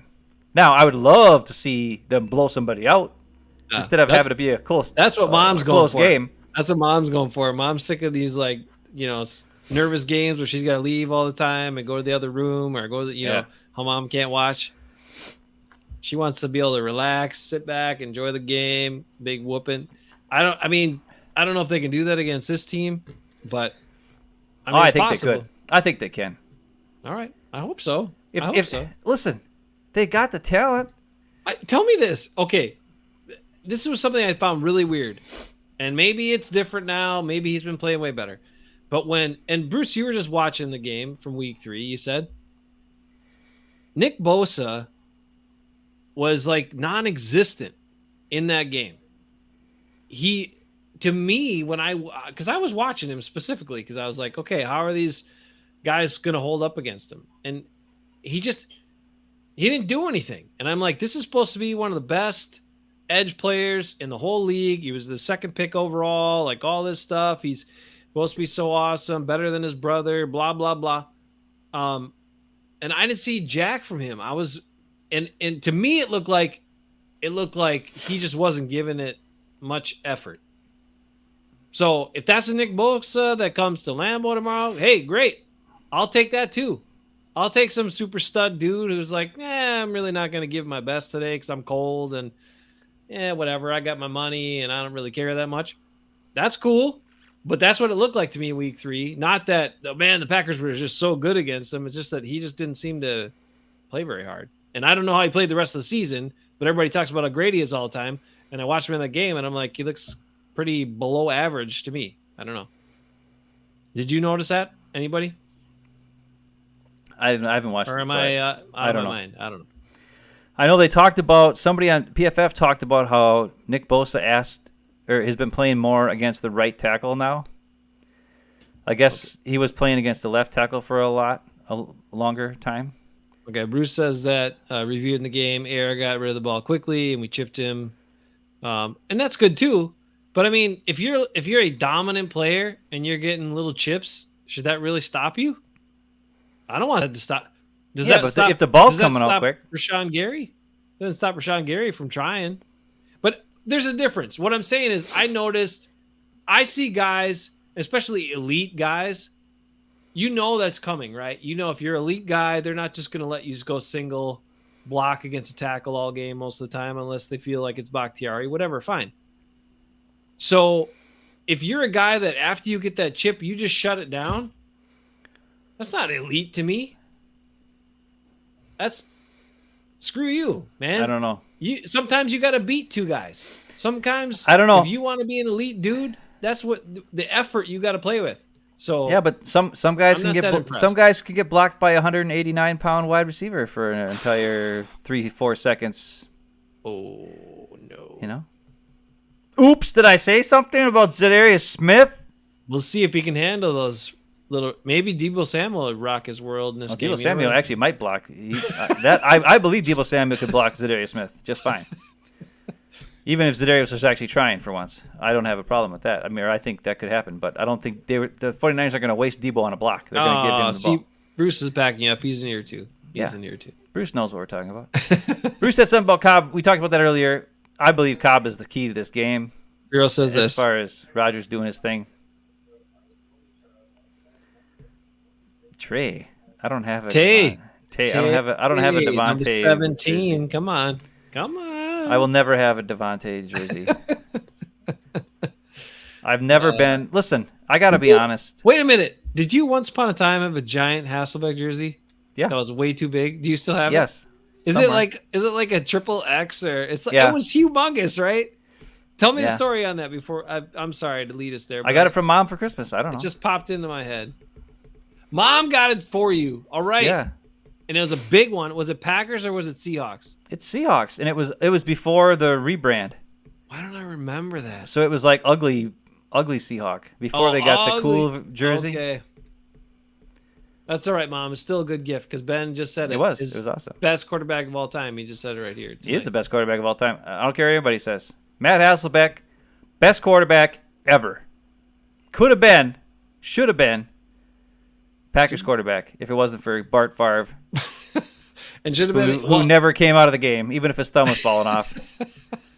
You at least know he should have been a Super Bowl winner and have as many Super Bowl wins as Favre and Rodgers, right? Because they totally got jobbed in that one. You know how Hasselbeck's the man? Go watch the Mike Holmgren. There's a Mike Holmgren, whatever thing about his life or whatever. NFL. Oh yeah, the football life on Mike Holmgren. Football life, Mike Holmgren. Yep. And they talked to Favre, and they talked to Steve Young, and they talked to all these guys, and they talked to Hasselbeck, and Hasselbeck's the one who, like, he's the one who's, like, the most fired up about everything. Like, and he's talking about it. Even Holmgren was like, even with, like, Favre and all, he's like, Hasselbeck was the one who I got in most fights with about stuff. Because Hasselbeck is like, because Holmgren was like, Hasselbeck wanted to know why. He's like, no one ever asked me why before. That's what Holmgren said. Think about that. All these other quarterbacks, he'd be like, do this, and they just do it. And Hasselbeck he'd be like, do this, and Hasselbeck would be like, why? Because that doesn't work. And he would push back, and sometimes he was right. Think about that. Of all those guys, Steve Young, Hall of Famer. Brett Favre, Hall of Famer. We all know Favre didn't ask any questions. He just tell me to play, and I'll pick one. I'll run it. And I'll not run it. I'll just do whatever. Whatever. Either way, let's get a win. I don't care if it's 10-6 or if it's 50-6 or if it's 50-49. As long as it's Packers have the most points and they're moving on. And I don't care if Aaron Jones has 2 carries for 3 yards and Devontae Adams has 17 catches for 362 yards and 7 touchdowns. Let's just get the damn win. I'd rather have Aaron Jones get some freaking carries and some touches, and A.J. Dillon and Randall Cobb and everybody under the sun, DeGuara and Daphne, and everybody get some passes thrown their way. And because I think surprise is better than the same crap over and over and over and over and over. Man, Zero's got a bunch of questions for you, unrelated. He wants to know this one. Did Russell Wilson immediately become the starter after Hasselbeck? No, because Matt Flynn started before Wilson, right? Oh, no, he didn't. He lost his job in preseason. There was somebody else in there. Pete Carroll was a jerk. Wasn't Charlie Whitehorse or something? He was the backup. I know, but didn't he start for like a little bit? No. All right. You tell they let Hasselbeck go, and they signed Matt Flynn. And then they drafted Russell Wilson the same year. And then they said, see you later, Matt Flynn. Yep. And started Russell Wilson, just like that. And then all of a sudden everybody's like, Russell Wilson is so good. Oh, my God, Russell Wilson's a difference in the thing. No. That same year they drafted Bobby Wagner. And they drafted Earl Thomas. And they drafted Richard Sherman. That was the difference. If Matt Hasselbeck had that defense, along with Matt Hasselbeck, and still Mike Holmgren and not Pete Carroll, who's an idiot. I hate that gum-chewing moron. All right. Hasselbeck would be the best of all time. Is another one of Zero's unrelated? Yes! I would trade him for Justin Herbert. I would give 3 first-round picks, Aaron Rodgers, Devontae Adams, Kenny Clark, Kenny King / Kevin King, all those guys. I'd trade them all. Billy Turner. If you could work at Royce Newman, Kenny King, Royce Billy Newman. Turner, sounds good to me. He could have them all. Zadarius Smith. Take them. All those players for Justin Herbert. And 3 first-round picks. And then sign Matt Hasselbeck as his backup. Just like when Andrew Luck had Matt Hasselbeck at his backup. Quarterback, player, coach. Quarterback, coach, player, coach, maybe. Just like, who's that? Mike Dunleavy used to do it for the Bucks. Yeah. On the end of the bench, he was at the coach, but could get in there if you were short players. Nobody wanted that, though. Zero loves Herbert, so he's down. You finally fell in love with him this season? Zero, I fell in love with him after watching the combine that year. I was like, good God, look at this guy throw the ball.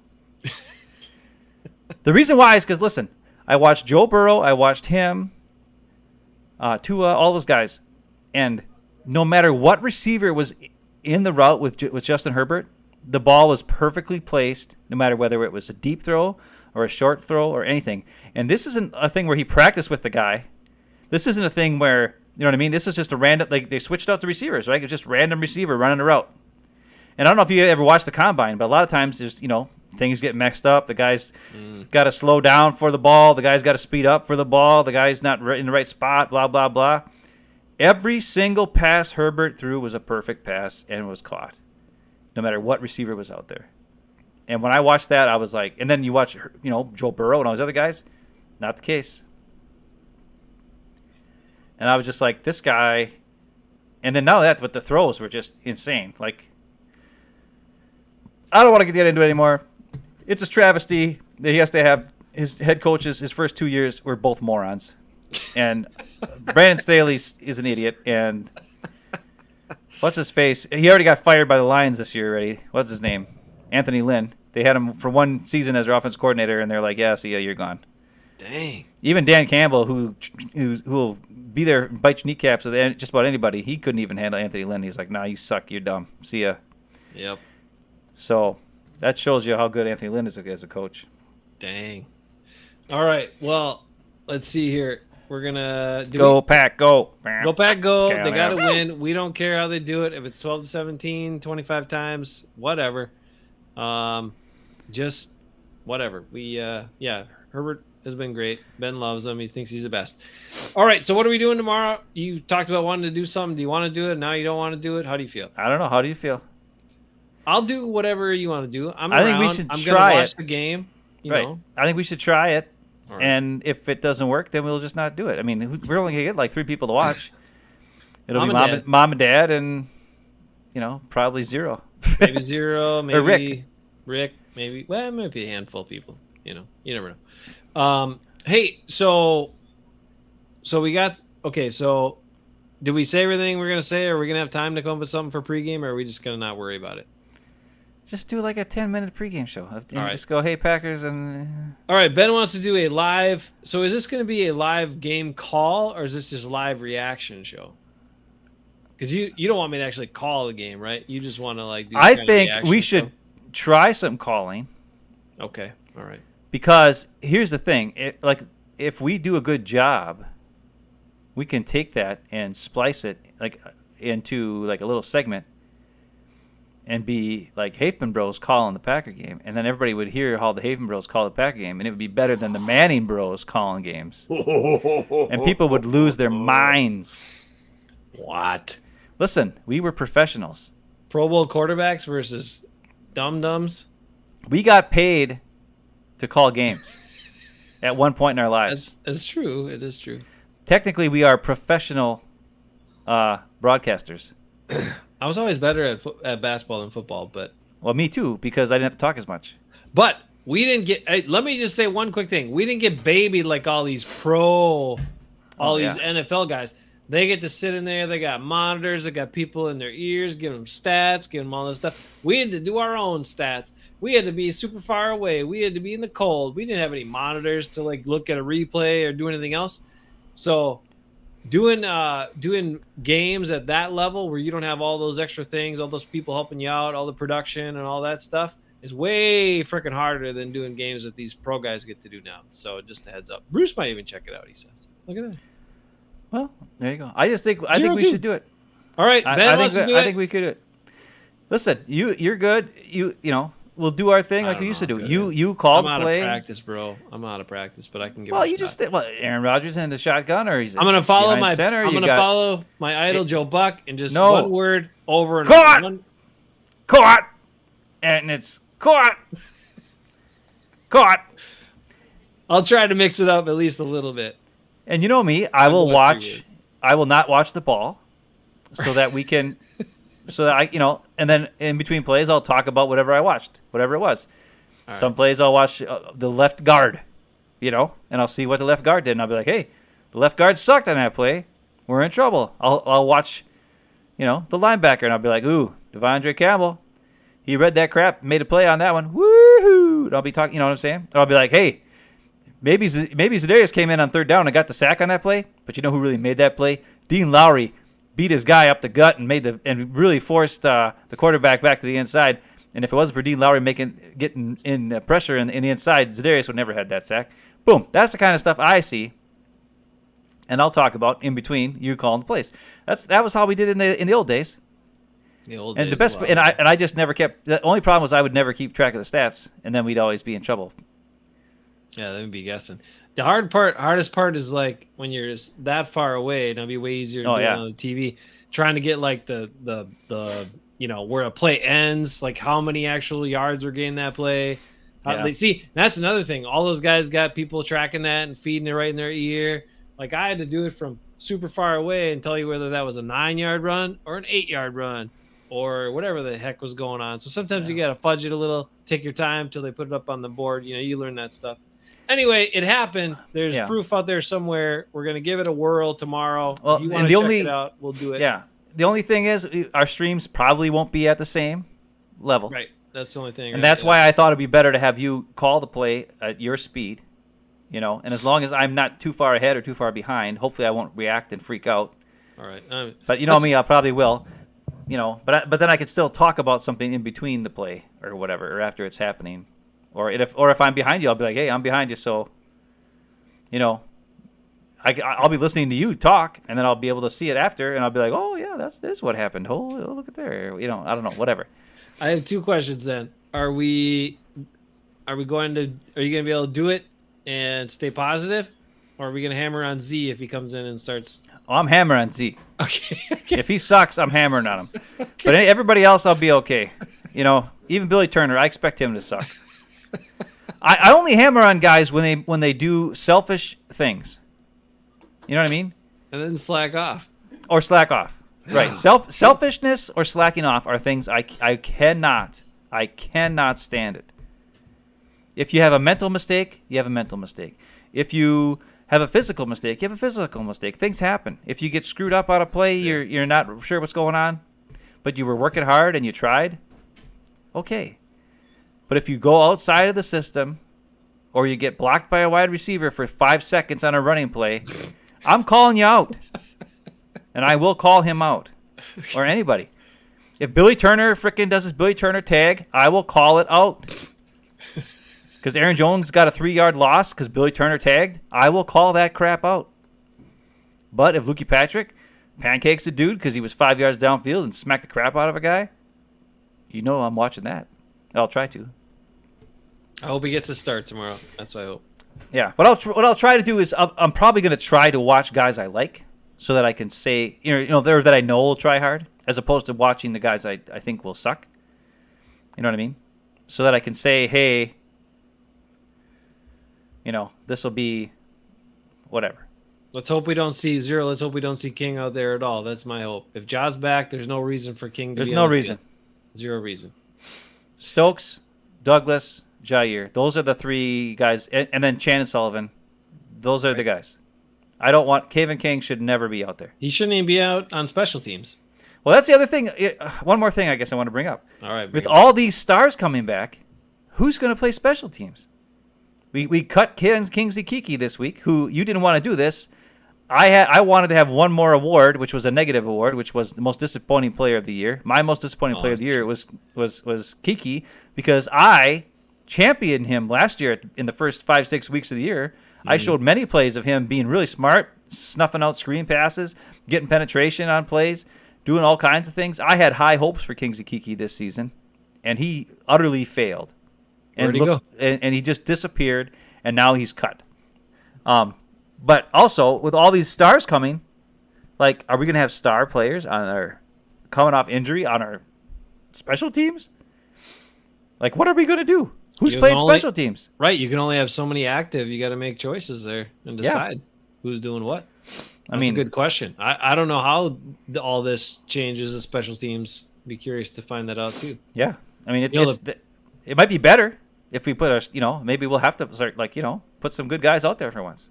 Well, Rasul Douglas keeps playing special teams, but that's because he's one of the only guys that can tackle that you can count on. Well, maybe we need to put Devondre Campbell on special teams too. Maybe. Well, I mean, geez, it's now or never. Yeah.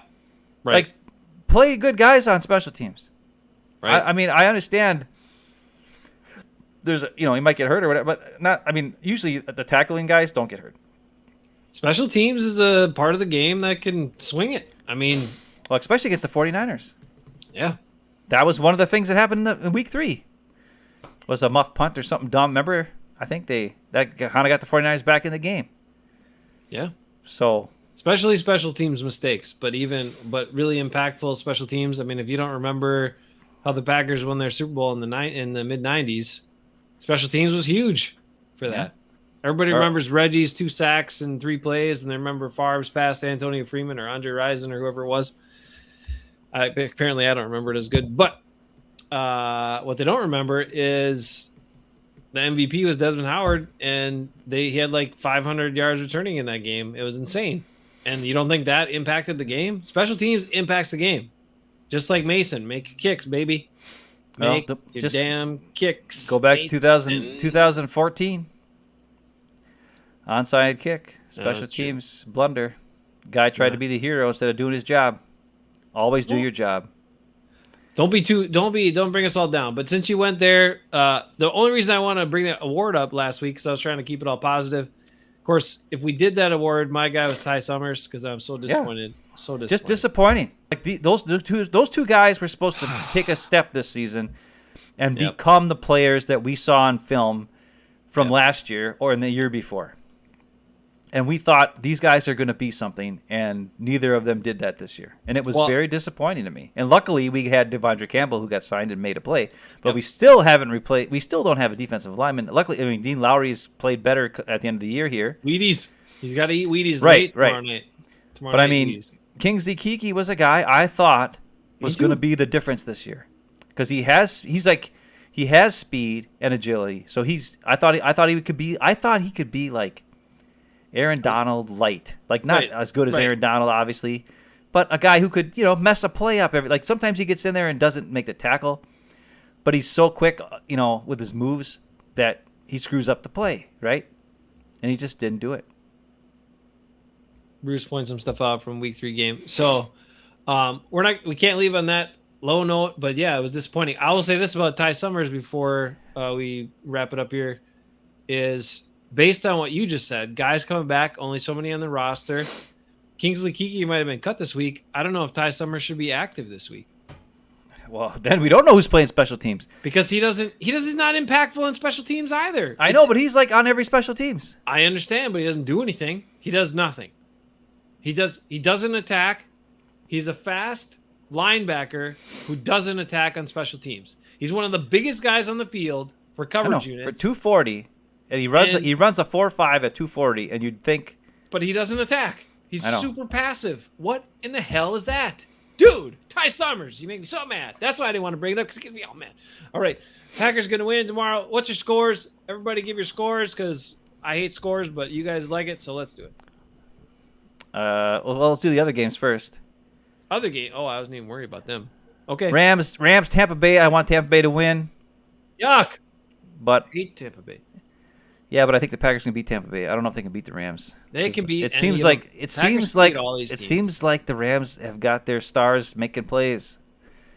You think OBJ is going to kick a field goal and punt and do all this other stuff? No, but he's crazy fast, and he's like doing crazy one-handed catches. And Von Miller is all of a sudden showing up from out of nowhere, and he's like getting in the backfield and screwing crap up, where he didn't do anything for like the first 4 weeks that they signed him or traded for him. The Rams scare the crap out of me. Tom Brady and Tampa Bay does not scare me this year. I think the Packers will be ready for them, but I don't know if they'd be ready, because last year they played the Rams and they beat them, so they're like, oh, we handled the Rams. So that I could see that being a scary thing. So, and plus I want to see Tom Brady lose to Aaron Rodgers. So that's what I want. I don't know if that's what's going to happen. That one I have no read. Okay, what's this? Bruce thinks says the Rams are going to win. I think the Rams are going to win too, but I want Tampa Bay to win. I'll say, let's see. Oh, Bruce won't predict a Packer game. Come on, Bruce. What? All right, all right, we'll get in this one. I think I don't know. I think Stafford will screw some crap up, and Brady will luck up. Brady won't have to do much again, and still win. Because Stafford will throw some picks and do some dumb crap, and there you go. And so I think it's going to be probably 24. No, it'll be higher scoring than that. It'd be 31-24 Tampa Bay. And all right. Let's see. Okay, Bengals, Titans. Oh, Zero. What's Zero got? Zero says 31-13. Holy Rams. crap. Holy moly. Okay. All right. Well, probably. I think the Rams are probably going to cream the crap out of them, but who knows. All right, Bengals against Titans. Bengals are just happy to be there. But I think the Titans are going to be like Derrick Henry, and then it's not going to win. It's not going to work for him.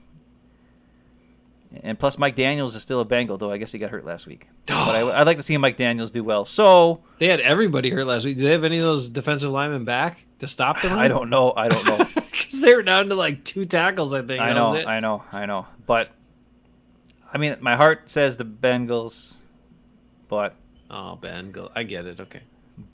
I don't know about I don't know Zero's about trying that to help game. you either. out here. 41-10. Jeez, 0 is like big scores here.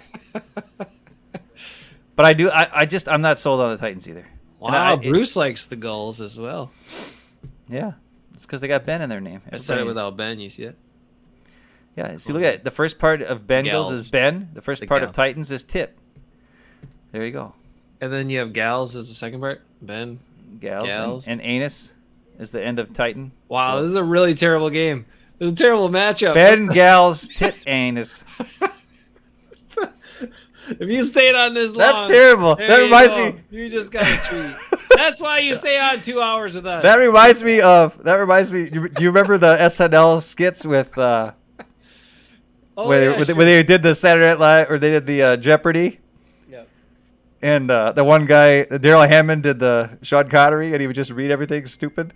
Right. Be like, I gotta get to my Sean Connery. Okay, you work on that. I'm gonna Hold on, I'm gonna get yeah. my score. Here, I gotta make sure I get my Sean Connery right. I'm gonna mute myself. How do I do that? Here we go. I'll say the Titans win 19-17. 19-17. I'm the only Titans guy. Yeah. Just kidding. All right, Ben's coming back with this Connery whenever he's ready. Well, there's old Sean Connery where he's Yeah. like, "You're the man now, dog," like that, right? And then there's young Sean Connery where it's like, "Well, he's a shorty she-dog now, isn't he?" See, there's that. But in this case, he would be like, "Ain't no bum cover," instead of an album cover and stuff like that. So That was yeah. a good skit for sure. where he'd All mess right. up whatever the word was. Yeah. But anyways, okay. So Bills in Kansas City. I want the Bills to cream the crap out of them, but I'm also scared of the Bills. Dude. That's the one team I don't want the Packers to play I want because I love Micah Hyde. I want to see it because then either way, I'm still happy. Whoever wins the Super Bowl, because if the Packers would lose and they lose to Micah Hyde, whatever. I'm okay Yeah. with it. I'm thinking Bills are going to win, though. I'm thinking Bills are going to win. Bengals are going to win. I'm so tired of Mahomes. Rams are going to win. That's all the hot teams. All the teams on the road are going to win. Wow. Except for the 49ers are going to lose. Period. Packers win. All the other road teams win. Packers only home team to win. Hopefully I'm right. All right. Did you have a score for Bills and that? I don't have Bruce likes- scores anymore. Bruce My likes scores they're never right. All right, my scores aren't right either, but I'm going to say the Bills will win 32-21. Mahomes, I hate Mahomes. I don't want to see him win. I'm sick of his butt. The Chiefs are kind of turned into the Seahawks Yeah. for me. Like I just I hate them. still like Andy Reid. He's cool, but I don't know if I like Andy Reid. I'd like him. You can't You know why I hate don't Andy like Reid. I can. You know why I hate Andy Reid? Why you gotta hate him? Because every time they lose, have you ever watched the press conference with Andy Reid? Even going back to when he was with the Eagles, whatever they lose and they suck, Yeah. he always does the same exact thing. He's like, "That's on me. That's my fault. That's on me. We lost because of me." So I gotta hate him for that. Don't hate him. Because it's almost Russell Wilson like. It's the same response every time. That's because he knows he's a long tenured coach. He'll take the. But he was even doing it with the Eagles when they went to the Come NFC on. Champ, or they went to the Super Bowl and lost those in the NFC Championship games and lost Yeah, with the Eagles. I haven't watched enough Andy Reid press conferences. I guess so. I'm He's sorry. very Russell Wilson like. At least he Right. was. Maybe he's different nowadays. But even with the Kansas City when they would lose, he was like that. I think that's a mean comparison. I mean, come on, take that back. I don't. No. Take that back. That's mean. I think Andy Reid's a big walrus-looking Russell Wilson. He is kind of walrus-ish, but so was Holmgren, and that's fine. Holmgren was his protege, or he was Holmgren's protege. Sorry, got that backwards. All right. Anyway, I don't like that comparison, but I just don't like the Chiefs. I got a bunch of jerky guys. I don't. Kelsey's kind of a dick. I don't like. Yeah, Kelsey's Tyreek a Hill's jerk. a show off and like a Tyreek punk. Hill sucks. Yeah, he's Like, super fast, but he drops balls and he does other dumb crap I don't like. He's not as great as he thinks he is, or people say he is all the time. And He's the then- exact opposite of Devontae Adams. Yeah, right. He thinks he's great for all the wrong reasons. Devontae Adams thinks he's great for all the wrong. If you took those two players and turned them into one player, it still wouldn't be the best receiver in the league because they both drop too many balls. Oh, come on now. You think they'd, whatever. 123 catches for Devontae this year. Come on. All right. Yeah, and how many targets? 0 says Bills 29, KC 23. Okay. All right. Anybody want to give Packers score predictions? Bruce doesn't want to jinx it. Mom will give a prediction. Come on, Mom and Dad. You No, got I don't think one. they want to. I don't think Mom wants to. She's too scared. So why didn't Bruce already say the Packers are going to win? So saying the Packers are going to win doesn't jinx it, but actually giving the score jinx it? I don't get it. I don't get the jinx then. I guess I'm out of the loop on the jinx. I'm going to say it. Stinking Packers are going to do exactly what we don't want them to do. They're going to keep it close, and they're going to do some dumb stuff, install some drives, but they're still going to win. 28-24, Packers. They're going to make us sweat it out, though, again. I don't like it. I was actually thinking the other way around this time. I was thinking they were going to lose a close game, or they're going to blow them out.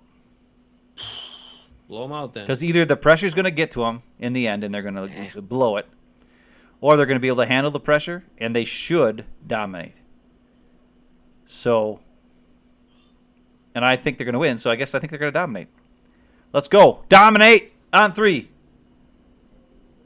Wow. Rick says 27-24 pack. Thinks it's a close one. Okay, Rick, in my scenario, here's how it goes down. The Packers do not need a late drive to win. They're just controlling the clock and running out the clock to win, getting a first down.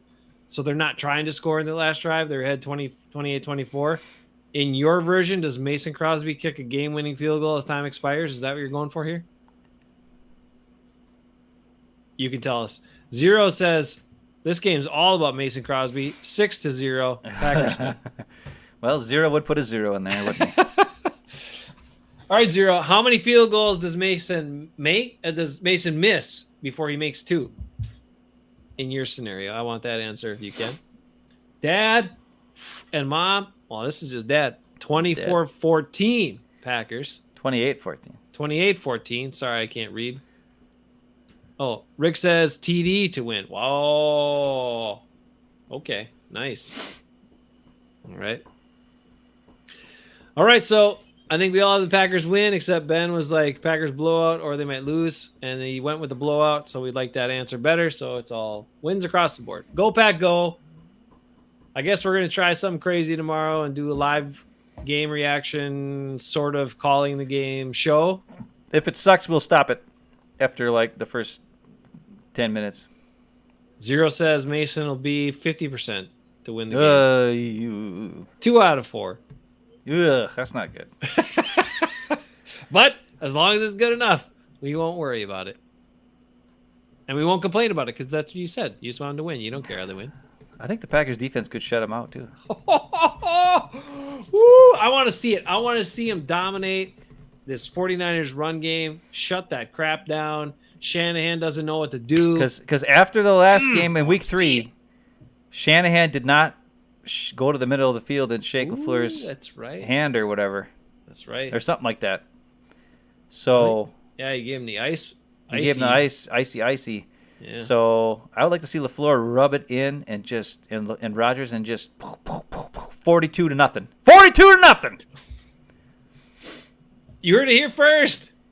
Let's make it happen tomorrow, Packers. All right. We've been on too long, but we love you all, guys. Appreciate your time. Appreciate you. Be good. Go Pack, go. Oh, wait. I got to play the outro. Ben, Phil, I got to get to the outro. I was on the wrong screen. Or they lose. No, we can't end with that. 42-0. 42-0. 42-0. Bengal Tiddins. 42-0 says Ben. 42-0 Packers. 0. I like your score only because you said the Packers win, but certainly not because it's Mason Crosby 2 out of 4 for field goals to win. But I would like a shutout. Defensive shutouts would be pretty damn fun. We haven't seen that in forever too. So either way, just win, baby. Tell me why the unicorn, but still happy. Did I dream of you? Got to find